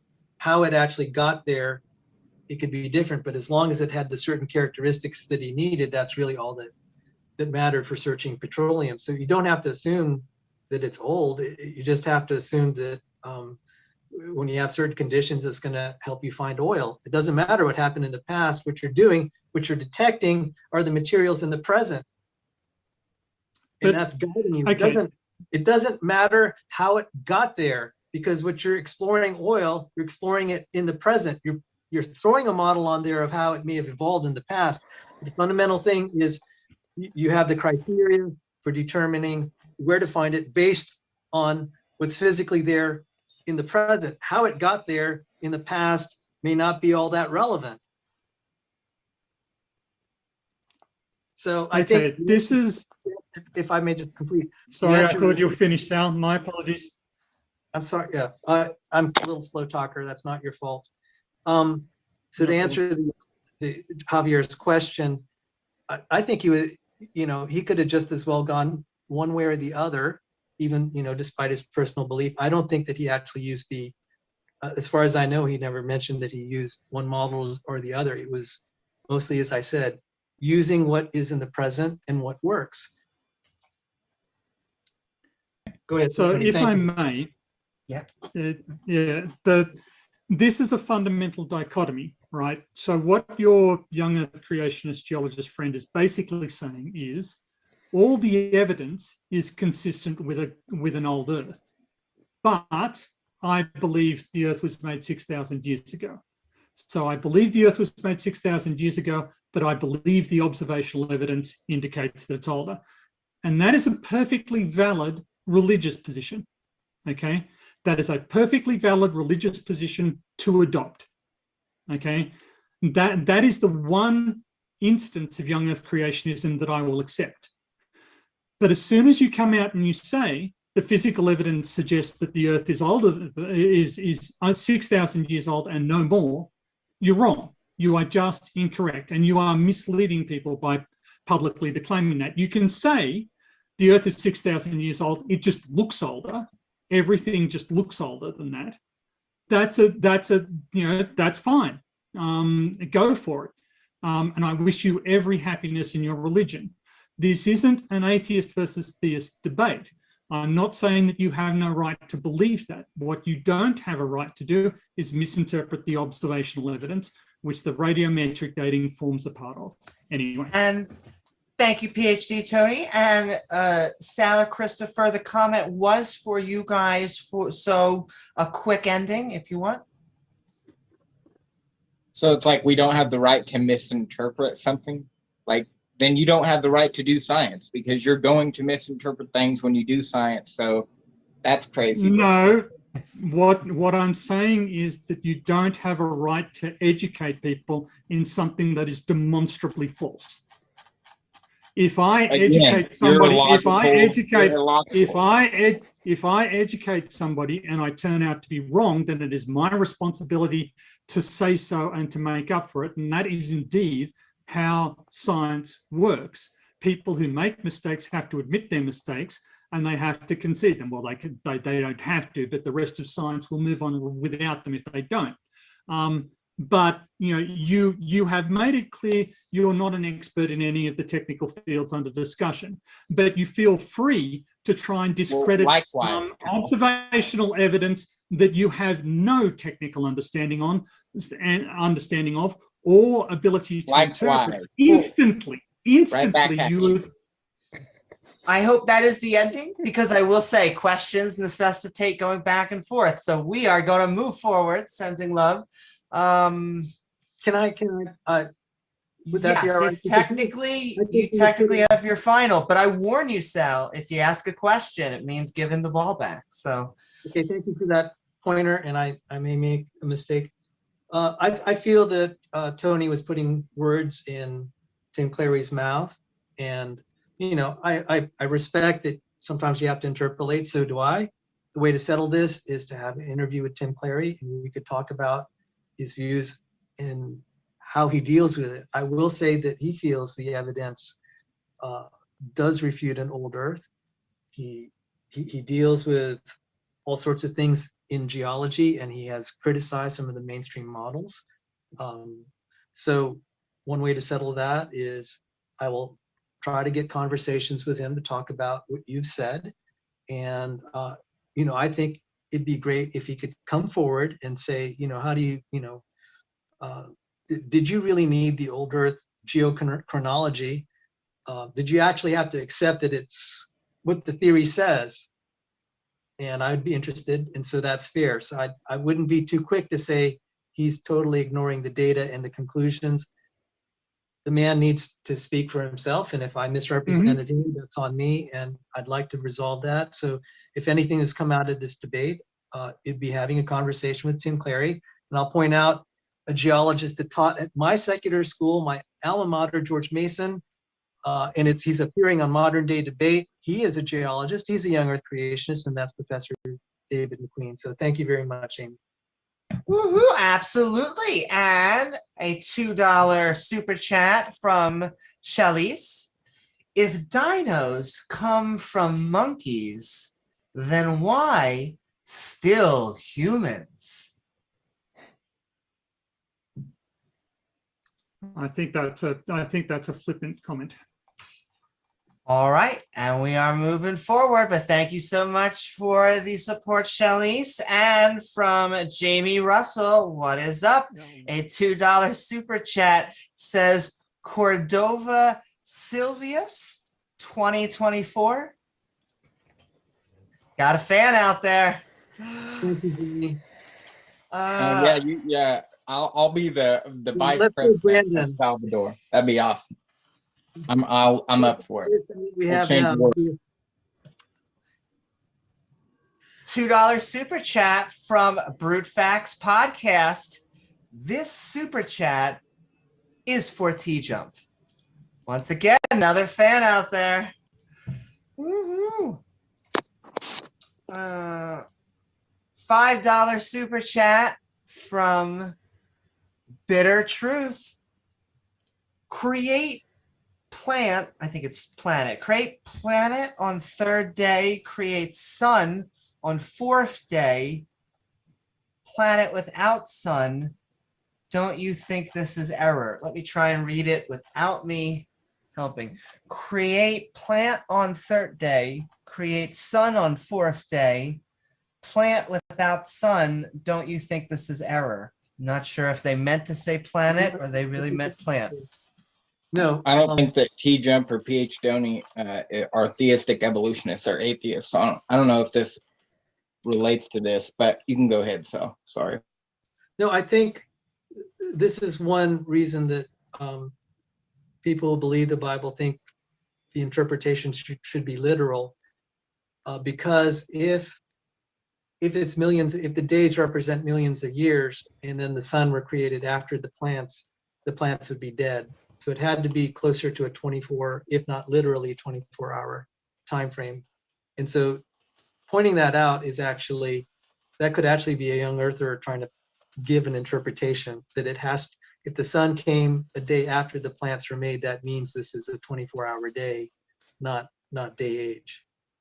So I'm going to have to fill in for Christopher for a little bit. He has to take care of his little one, so that's fine. Thank you for the super chat. Woo-hoo. Thank you so very much for the super chat and the support. Bitter Truth, another $5. Oh, I think she froze. Oh, did I freeze? Yeah, you froze. We heard $5 and then you stopped. Dun dun dun. Can you? Okay, am I back? Yes. Yes. Cool. Dun dun dun. A $5 super chat from Tasha J. Thomas. Thank you so very much. The Earth is both old and young, and we have the proof for the global flood. For more info, respond to the name. Oh my. Okay, so again, speaking as somebody who has studied paleo sea level change, there is absolutely no scientific data at all in support of a global flood that has any scintilla of respectability to it. It just didn't happen. It can't happen. It's a physical impossibility on multiple levels. And I really, the number of holes with it, from the amount of latent heat that would be necessary, where did the water come from, where did the water go, how can you have ice sheets existing while there's water? The water will, the ice floats on water. You're not going to have ice in contact with the ground.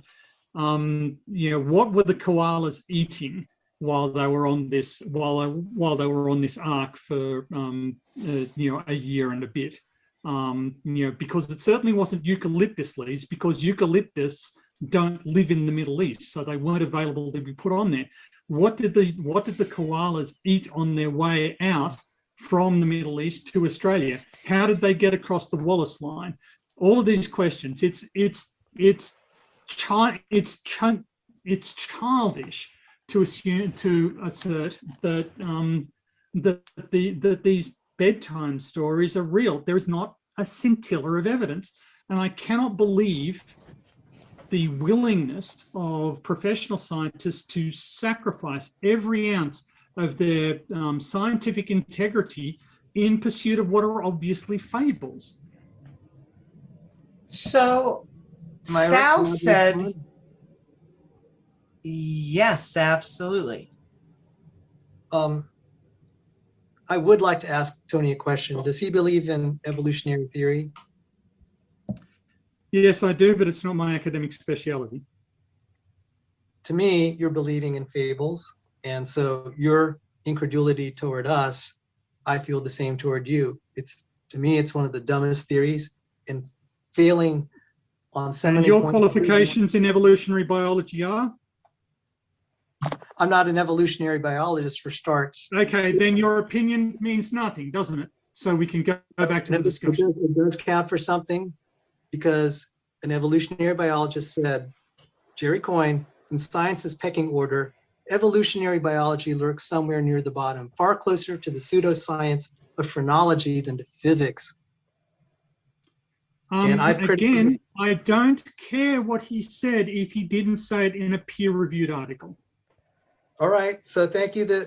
Well, anyway, thank you.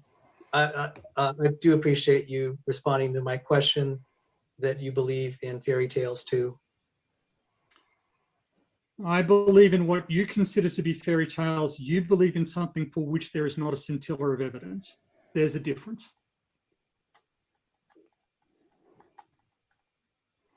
And moving forward, thank you so very much, Tasa J. But a $2 super chat from Travis. Does teenage hallucinogen beat peer review? Let me say that again. Does teenage hallucinogen beat peer review? That's more of like a personal attack on Sal, I think.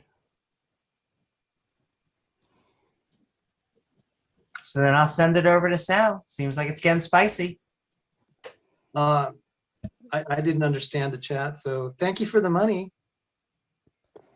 We're sending so much love, Travis. And if you would like, tag me if it was not clear enough, and I will resend the chat. But thank you so very much for the support, Travis.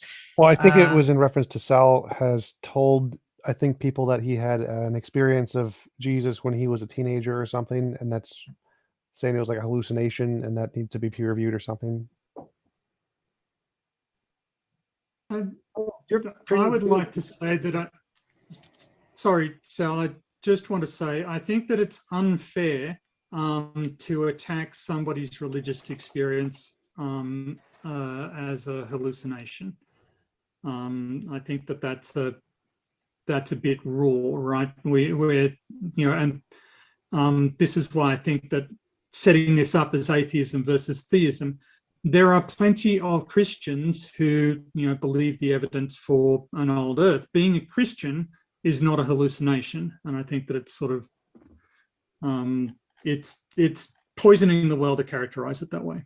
Sorry, Sal, I shouldn't have cut you off. No, thank you. Much appreciated what you just said, sir. Thank you. Ooh, thank you so very much. Also, Sal, this will seem random. Is it frozen on your end? If not, I see No, everyone fine. you see everyone fine? If you All can, right. you can hear me. It could be that because Christopher Sylvius dropped out.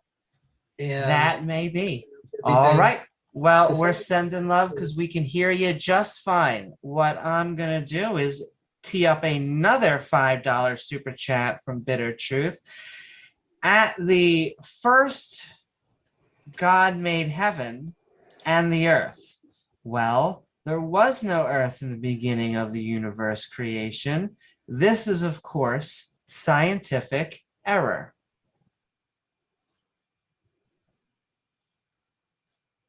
Was that directed at someone? You. I believe it's, that's directed at you. Okay, Yeah. and I'm sorry. If you could repeat. And first off, He thank said you. that at the beginning, God created the heavens and the earth, but scientifically there was no earth at the Big Bang. Earth hadn't formed yet, therefore it's a scientific error. The Big Bang. Well, thank you for that. The Big Bang is getting in more and more trouble. Even at my undergraduate alma mater, there were 3 professors openly critical of the Big Bang, and this was even in like the 90s or early 2000s, like Minas Kafatos, Sister Roy. And so there are theories that could be postulated that don't agree with the Big Bang. And even in the last 3 years, there's questions about the mechanism of the redshift. There was the Pioneer 6 radio waves that were re-examined, and as they passed through the solar corona, they got redshifted. If that's the case, then we can't absolutely rule out that the redshifts could have another mechanism than universal expansion. There's also data by Hawkins and others that question that. So I think, we can't accept the Big Bang as true. It also requires something like, okay, I'm going to restart my video. it requires things like inflation. Nobel Prize winner Roger Penrose has come out very critical of inflation, and this is causing problems. So I wouldn't, I believe in instantaneous creation. That seems to be more reasonable because I have this book and I'm still frozen, Solar System Evolution. It was written by someone fighting against creationism. After I read it, I believe the solar system was created because of all the problems of contradiction. They couldn't resolve the theory, and to me it seemed like it was more reasonable that the Earth and the solar system were instantaneously created. Woohoo! Thank you so very much, Sal. And I think it's just me. I think I would have to restart Zoom, but I can't do that live. So I apologize for that, everyone. We're going to keep on moving with some fantastic audio and super chats. Shout out to Restream. Restream, you can actually do that. I can restart my computer and rejoin Restream, and the other person is hosting just fine. Oh, really? Maybe I need to look in the restream. But sending love from The Freak. Shout out to James. Woohoo! Sending love to our very own modern day debate James out there somewhere on the interwebs. So much love. And thank you so much to Freak. Sending love. I really only have two favorite names that I like to say on the internet, and that is Titan Uranus and Stupid Whore Energy, who sends in a $10 super chat. In Yellowstone Park, there is a stratigraphic section of 2,000 feet exposed, which shows 18 petrified forests in succession. This seems like it would have taken longer than a flood year.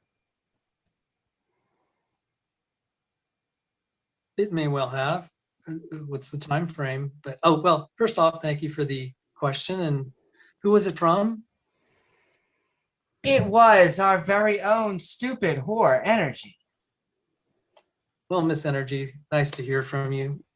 So you're saying that it looks like 18 petrified fossil forests in succession. That would mean one's on top of the other. And you're saying that that would take longer than 1 year to form. That seems reasonable. But we should try to determine the chemical ages across those. If it shows that, I don't know if the petrified forest would still have any of the original wood, but if it does, and you're able to see it across the strata, that will tell you that some of these, depending on the chemical dates used, it'll constrain how long that those forests were put in succession. So. Woohoo! Thank you so very much, Stupid Whore Energy. And a $5 super chat again from Bitter Truth. Can I get into this show and ask believers directly? Well, not quite, but what you can do is find our About page on the Modern Day Debate YouTube and send an email with any type of qualifications or anything you got going on, and maybe we'll get you set up for some fun. But thank you so much for the support, Bitter Truth. And all right, we're going to get in some questions, but this is the last 10 minutes. So if you really want yours to be read, make sure you send in those super chats. Sending love to Nikki, who tells me to eat some cookies. Sending so much love, Nikki. Mwah. Delania tagging me saying Christians have said that evidence that the earth is over 6,000 years old was created by God to test your faith. Do they believe evidence against their belief? That's a very good question. So the example I use is that if you have a pencil that's straight and you put it in water, it looks bent. Does that mean God is testing your faith? I'd say no, because you have the means to find out through further investigation that the pencil is indeed straight. even more powerfully was the problem of geocentrism, where it was presumed that the entire universe revolved around the Earth. And that was superficially reasonable because we saw the sun rise and set every day. And we could also claim there that God was deceiving us and testing our faith. But it turned out if you're willing to look at the anomalies like retrograde motion, you'd realize that, and as Copernicus was able to deduce, that the solar system is heliocentric and the universe is not geocentric. So this thing of like supposed evidence, they are data points. It doesn't mean that it's proof. Just like you have data points that the pencil looks bent, it doesn't mean that it's actually bent. You have the opportunity then to see through further investigation what is the truth. And so I wouldn't say it's testing your faith thereby. It's testing your willingness to find out if there are alternative viewpoints. And it does test where your heart is, because if you love God and it's tied to your view that the earth might be young, and there are Christians that believe that's old, but for some, I was an old earth creationist, but for some, it's important to them, and it's going to motivate them to investigate further. And maybe the evidence, like that bent pencil or with geocentrism, on further investigation, you'll realize that it's a different answer, and it was only superficially looking one way, when in fact it was the other. And as you get that new data, it will be convincingly be that other viewpoint, and that is a testable.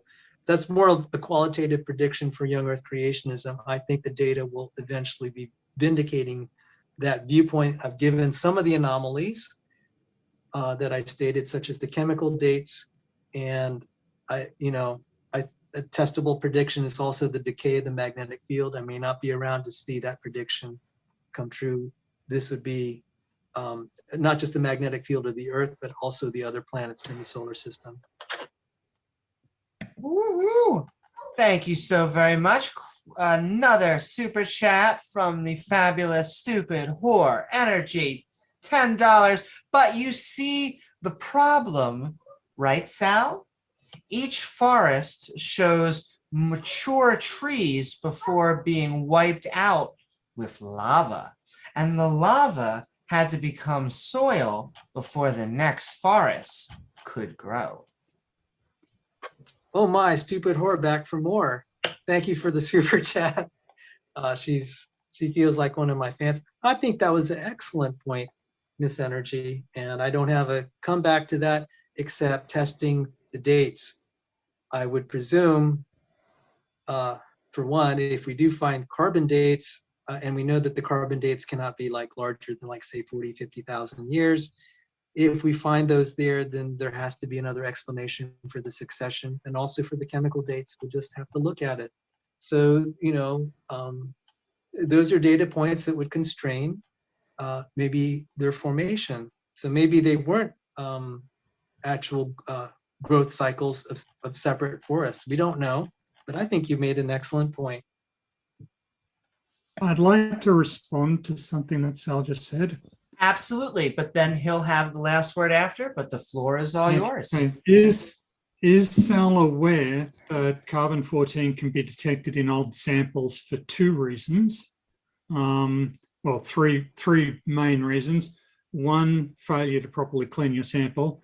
Two, machine error, where C13H and C12H2 makes it past the final gate in a mass spectrometer and gets detected as having a mass of 14 atomic mass units.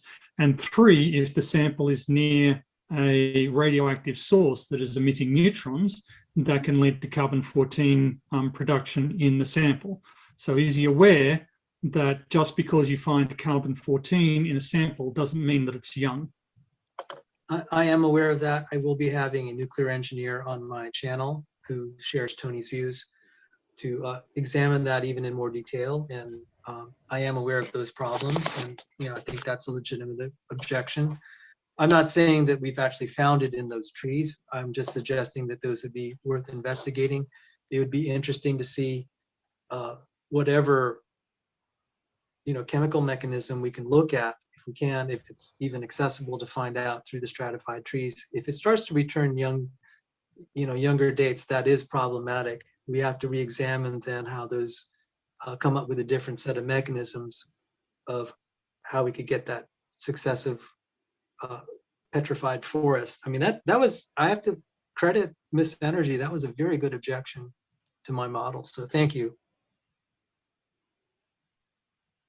Woohoo! Thank you so very much, Stupid Horror Energy. And another question or some love coming in from Mr. E-Man, $5.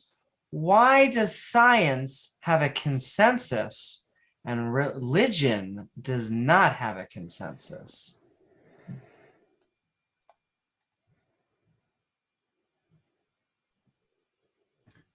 Well, I'll address that. And this comes back to the point that I was making earlier. If the state of the evidence was, as Sal and Christopher maintain, then all Christian scientists, all Christians who are professional scientists, would come to the same conclusion as Sal and Christopher. They don't, because that is actually not the state of the evidence. No, that's actually not why. It's because they're biased and they're controlled. There's a couple of reasons, but it's definitely not because of the evidence. Okay.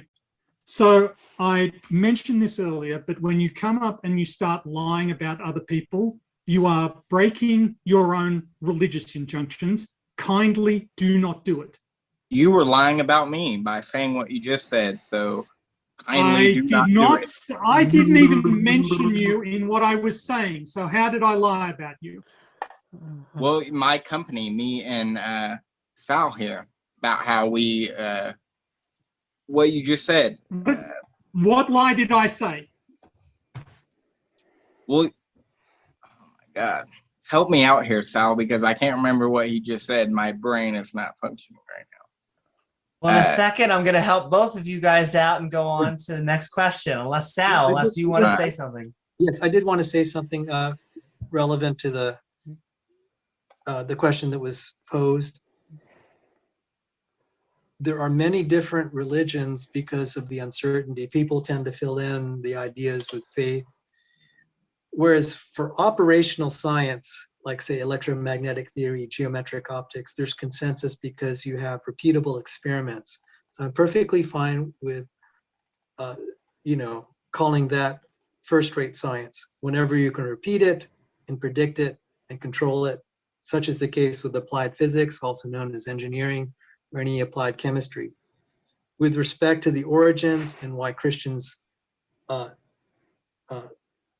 disagree, and I disagree with a body of Christians, and I consider them brothers in Christ, about the age of the earth, those are not subject to the same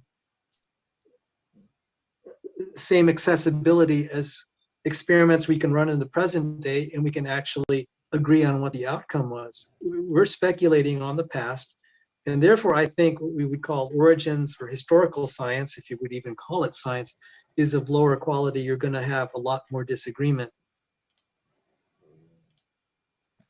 Thank you, Sal. And we only got 5 more minutes. So if you want to make sure your burning desire question is asked, make sure to send in those super chats. But we're sending love another $5 super chat. So much love from Bitter Truth. Science based on evidence, but religion based on belief. Also, religions representing incorrect science, how someone can be convinced by religion myth. Both are religious. Neither one is technically scientific. Science is not scientific. That's genius. I would modify that. We're conflating origins theories that use some science versus operational theories, which you can test in the present day. They are not equivalent in level of verifiability and confidence. So, I don't know what we're going to do with that. I do want to just mention David McQueen's coming on Modern Day Debate. He was a professor of geology at my school. He's a young Earth creationist. He taught at a secular university. I would be interested to hear how he had succeeded in that, being a young Earth creationist. So I mean, they're young Earth creationists who seem to be able to do geology quite well without having to accept origin theories that can't be directly verified anyway. So anyway, thank you for the point. Yeah, but what verification do you have that the biblical account of creation is correct? Where's your evidence? What about like I eyewitness offered testimonies that come from most ancient cultures all around the world that all talk about how a flood happened? What about those people? So that would be explained by large-scale sea level rise following the last glacial cycle. Sea level rise one by way to look at it. 120. Sea level rise by 120 meters between 18,000 and 9,000 years ago. This displaced pretty much every coastal dwelling population on the face of the planet, and they remembered it. It's not that hard to explain. Well, neither is a lot of your arguments that you're saying that we don't have an explanation for. It's not like they're hard to explain, it's just like you think because you have all these arguments, you're somehow right automatically. Yes, well, you haven't come up with a single valid argument against cosmogenic exposure age dating. The fact that erosion rates don't match up with the ice core data. The fact that the dust content through the ice cores is constant in magnitude, the magnitude and frequency of isotopic changes within the ocean. You haven't explained any of that. What you've thrown out. I did. I actually went through like a whole thing. No, you didn't. No, you didn't. You strung some words together and you pretended to yourself that it made sense. Okay, that is literally what you did. Now you're lying about. See how you're doing that? No, Hypocrite. I am accurately describing what you did. You did not present a hypothesis that was quantifiable, that was testable, that had any basis in physical reality. So I don't know what you're talking about. No, you didn't. You shouldn't even have a PhD. And just sending love, everyone out there. We're keeping it classy because we only got 3 more questions, and then we are getting out to the after show on the Discord. Sending so much love from Delaney. Old Hebrew, Old Testament, Yom means day, but also can mean unknown period of light, point of time, sunrise to sunset, a year, a long but finite span of time, age, epoch, season. I think, thank you for the comment. I think that's trying to point out that there's not only one interpretation of the Bible that's out there. And one can therefore use that ambiguity to suggest that what they would call, something other than the young Earth creationism. So thank you. Oh, and a follow-up from Delaney. Does Sal believe the King James Bible is an accurate translation? No. But Sylvia says we can disagree though. Yeah, I think it's better than others, like the Living Bible. I think that's like one of the worst of them. So I'd take the King James over the Living Bible. I take translations that aren't KJV and burn them once a year. So maybe you should think about that. But just for the record, I listen to the King James almost every day. But I think there are some parts it's, it is inaccurate, but I trust it more than others, and I listen to it all the time. Most of my Bible study has been in King James.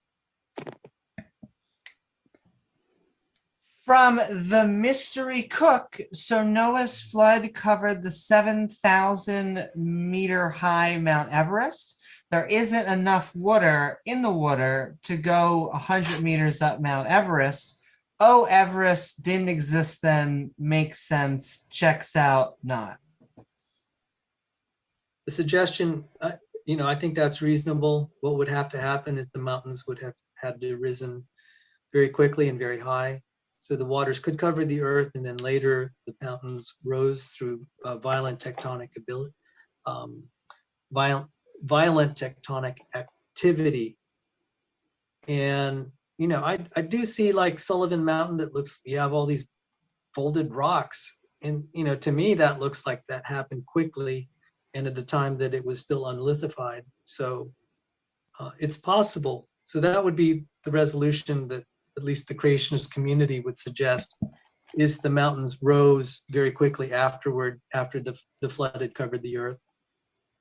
Well, he's conceding that, and he's like, oh, we'll check. It doesn't make any sense, blah, blah, blah. But he doesn't realize that there are actually clams on Mount Everest that are in the close positions, indicating that they were buried rapidly. And also whales on the top of mountains, indicating they were buried rapidly. A global flood, that's right. I know it gives you a headache because it's right and you're wrong. That's why.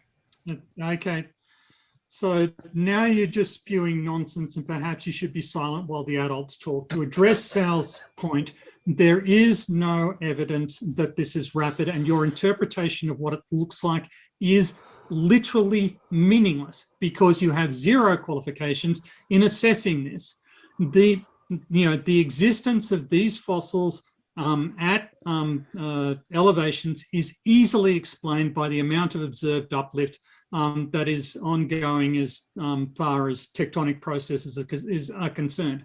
And we can again correlate the modern rate of spreading with the ancient ages and the radiometrically determined ages of collisions and tectonic events, like the collision of India with the Eurasian plates that created the Himalayas.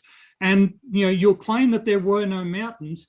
The Great Dividing Range along the east coast of Australia used to be huge, but it is so old that most of it is eroded away. You'll claim that there weren't any mountains is wrong. It's just observably nonsense, right? Literally, you guys have no idea of the amount of evidence globally that disputes simple statements that you just made, right? This claim that all mountains have been formed recently, obviously not. The Great Dividing Range has had the crap eroded out of it.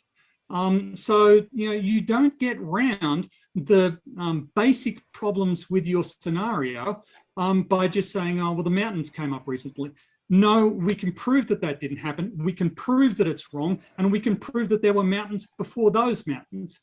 Just all right, why is there clams on Mount Everest? Can you not, and this is a rhetorical question, can you not at least once concede that you don't know what you're talking about? Because every time something is brought up, you've got some seat of the pants, half-baked explanation that has absolutely no factual basis to it. And so there was two questions in there. I'm going to let both of you answer, but then we are going to fly this plane into the end game. I mean, since that question was directed at us, do we get the final word on that one? So well, not only that, but I do believe that Tony was asking you guys a question. So I just told you one evidence of it. And I talked about it looks like there's a bend like in the Sullivan Mountains. It looks like to you, that's not evidence of anything. It is bent. It's plenty of evidence. It's plenty of evidence. So I mean, just if I say you look like a potato to me, is that evidence that you're a potato? I gave evidence that the mountains, he gave arose evidence. quickly. You want to ignore it? That's fine. We gave evidence, and you're just saying we're unqualified. That's all right. So this has not happened before to me, where I've seen. Oh, go on, Amy. Thank you. Oh, no. What I'll say, actually, Sal, you're going to be the, so finish your thought and then. No, it's, we're getting beat down and saying we're not qualified for this or that. I will tell you, I was not qualified in biology 8 years ago, but I smelled that there was a skunk in evolutionary biology and abiogenesis. It's just been rewarding to see that I was right. because even the evolutionary biologists and the abiogenesis researchers, they're having a meltdown. Scientists are saying some of that stuff is just absolutely junk, and I saw it coming. I'm glad I didn't waste my time on garbage science. And so one does not have to be wasting years in a dead end idea to necessarily refute it. So, this whole thing of being unqualified, it's like, okay, you can believe that. Thank you so very much, Sal. This is the last regular question, and a super chat snuck in, but sending love out there to DeFreak. I saw you sending love to me and us, sending that love right back. But Dessel Drace, Tony, what do you make of Kadoa, Christian Totten, and Cadillac arguing for very low CO2 during the Hayden because of the impact eject a weathering from meteors faint young sun? I haven't read that paper, but even if you accept the CO2 levels being low, you do have other atmospheric effects that can lead to warming. For instance, you can have low clouds forming as a result of that. That will also have a greenhouse effect. Sorry, I think it's high clouds. If you've got high clouds, you can get a greenhouse effect trapping heat near Earth's surface. So while there is still some scientific discussion to be had about exactly what was going on in the early atmosphere, the claim that it is a demonstration that the Earth cannot be more than 6,000 years old is demonstrably false. I haven't read that paper, but I will look into it. Thank you for recommending it. Woohoo! Also, Bitter, I see you getting in one more super chat, but this is my warning. These two are the last super chats. So even if you send in a super chat, I don't think we are going to get in because we want to respect our debaters' time, but we appreciate all of the love. A $2 from Mark Reed. Christopher, so you would burn books? Yeah, I mean, I don't know what's wrong with burning books. The reason that I burn false translations because I believe they're a corruption of God's word, which qualifies you from going to heaven. Which biblical manuscripts would you burn? I'd like to know that one. Which any of them that isn't a KJV. So you would burn the original documents? No, because that's what the KJV is translated from. I'm not going to take the ancient manuscripts which we construct the Bible with and burn them. I'm going to take if you're burning all versions of the Bible apart from the KJV, that means you're burning all non-English versions of the Bible. The KJV is in English. That's not what I said. You wanna do that? That's fine. Yes, it is. Yes, it is. You said you were going to burn all non-KJV versions of the Bible. I'm clearly talking about translations that have came out recently, that haven't been in Christian history since the 1600s and beyond, okay? Going back to the early Christians. These modern translations like the NIV, the ESV, the amplified version, which I found too loud, but there are all these, crazy translations that are coming out now, and they are not accurate. I think they're corruption. So no, I would not burn the early manuscripts. That's if I wasn't clear on that, now I am. Okay. Just talking about modern translations. I think they're false. Okay, but just to be clear, just a simple yes or no question. You guys believe in magic, right? Because the Bible says magic is real. Magic? Yes. Moses and his brother Aaron have a magic contest against the Pharaoh's sorcerers, and they win. Not because the Pharaoh sorcerers can't do magic, but because they do better magic, and their magical serpent eats all the other magical serpents. That's in the book of Exodus. So Moses' brother does better magic than the Pharaoh sorcerers. So you guys believe in magic. Also, the Witch of Endor, She uses magic to raise the souls of the dead. so that she could. Well, it's in the Bible, so why don't you believe in it? Because what Moses and Aaron was doing was not magic. It was the power of God. They weren't using Yeah, but the enchantment to bring sorcerers weren't using the power of God. They were doing magic. Right. And on that note, this is the last question. Bitter truth for $10. And thank you to all of the love and supports from our super chats tonight. And just regular questions. Quick question. If science is garbage, why do you need to see a physician?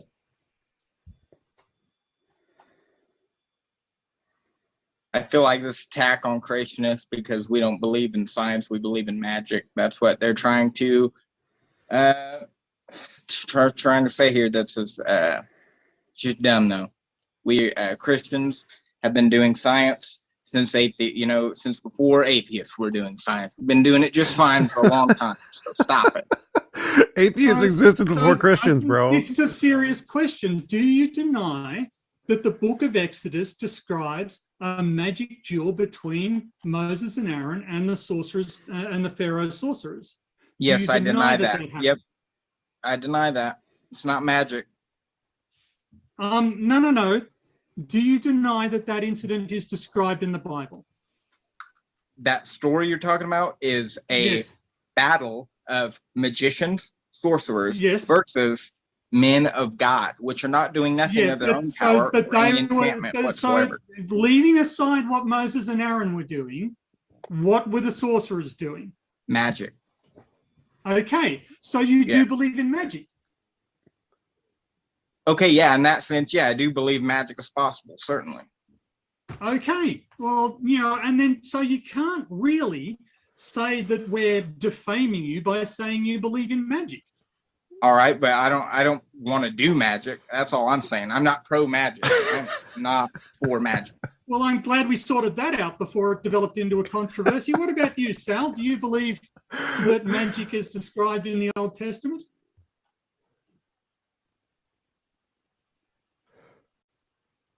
Yes, I'm sorry I was delayed in responding. I actually had to think about it. And on that note, I want to send love to all of us out there. I saw Bread of Life actually sneaking in a super chat to send love to Sal. So Sal, you got a fan out there. But we all want to thank you for joining us here on Modern Day Debates. We're a neutral platform welcoming everybody from all walks of life. Please don't forget to like and subscribe. And if you want, looking for more juicy debates, including is the Earth 6,000 years old, and you liked what either of our interlocutors had to say, like PhD Tony, TJump, Christopher, and Sal, woo-hoo. Well, you can find all of their links in the description below. Plus, if you're looking for more fun after the show, why not head over to the MDD Discord? But with that, I am Amy Newman with Modern Day Debate. We hope and you continue to have more great conversations, discussions, and debates. Mwah! Good night, good day, or just have a fantastic taco day. Woo! We are out. Oh, are we off air? We are. Not on my end, but I'm sending love to everyone out there on the interwebs, even on TJump's channel. A question for Christopher. Do you want to join my after show on my channel? yeah, I'll see you guys later.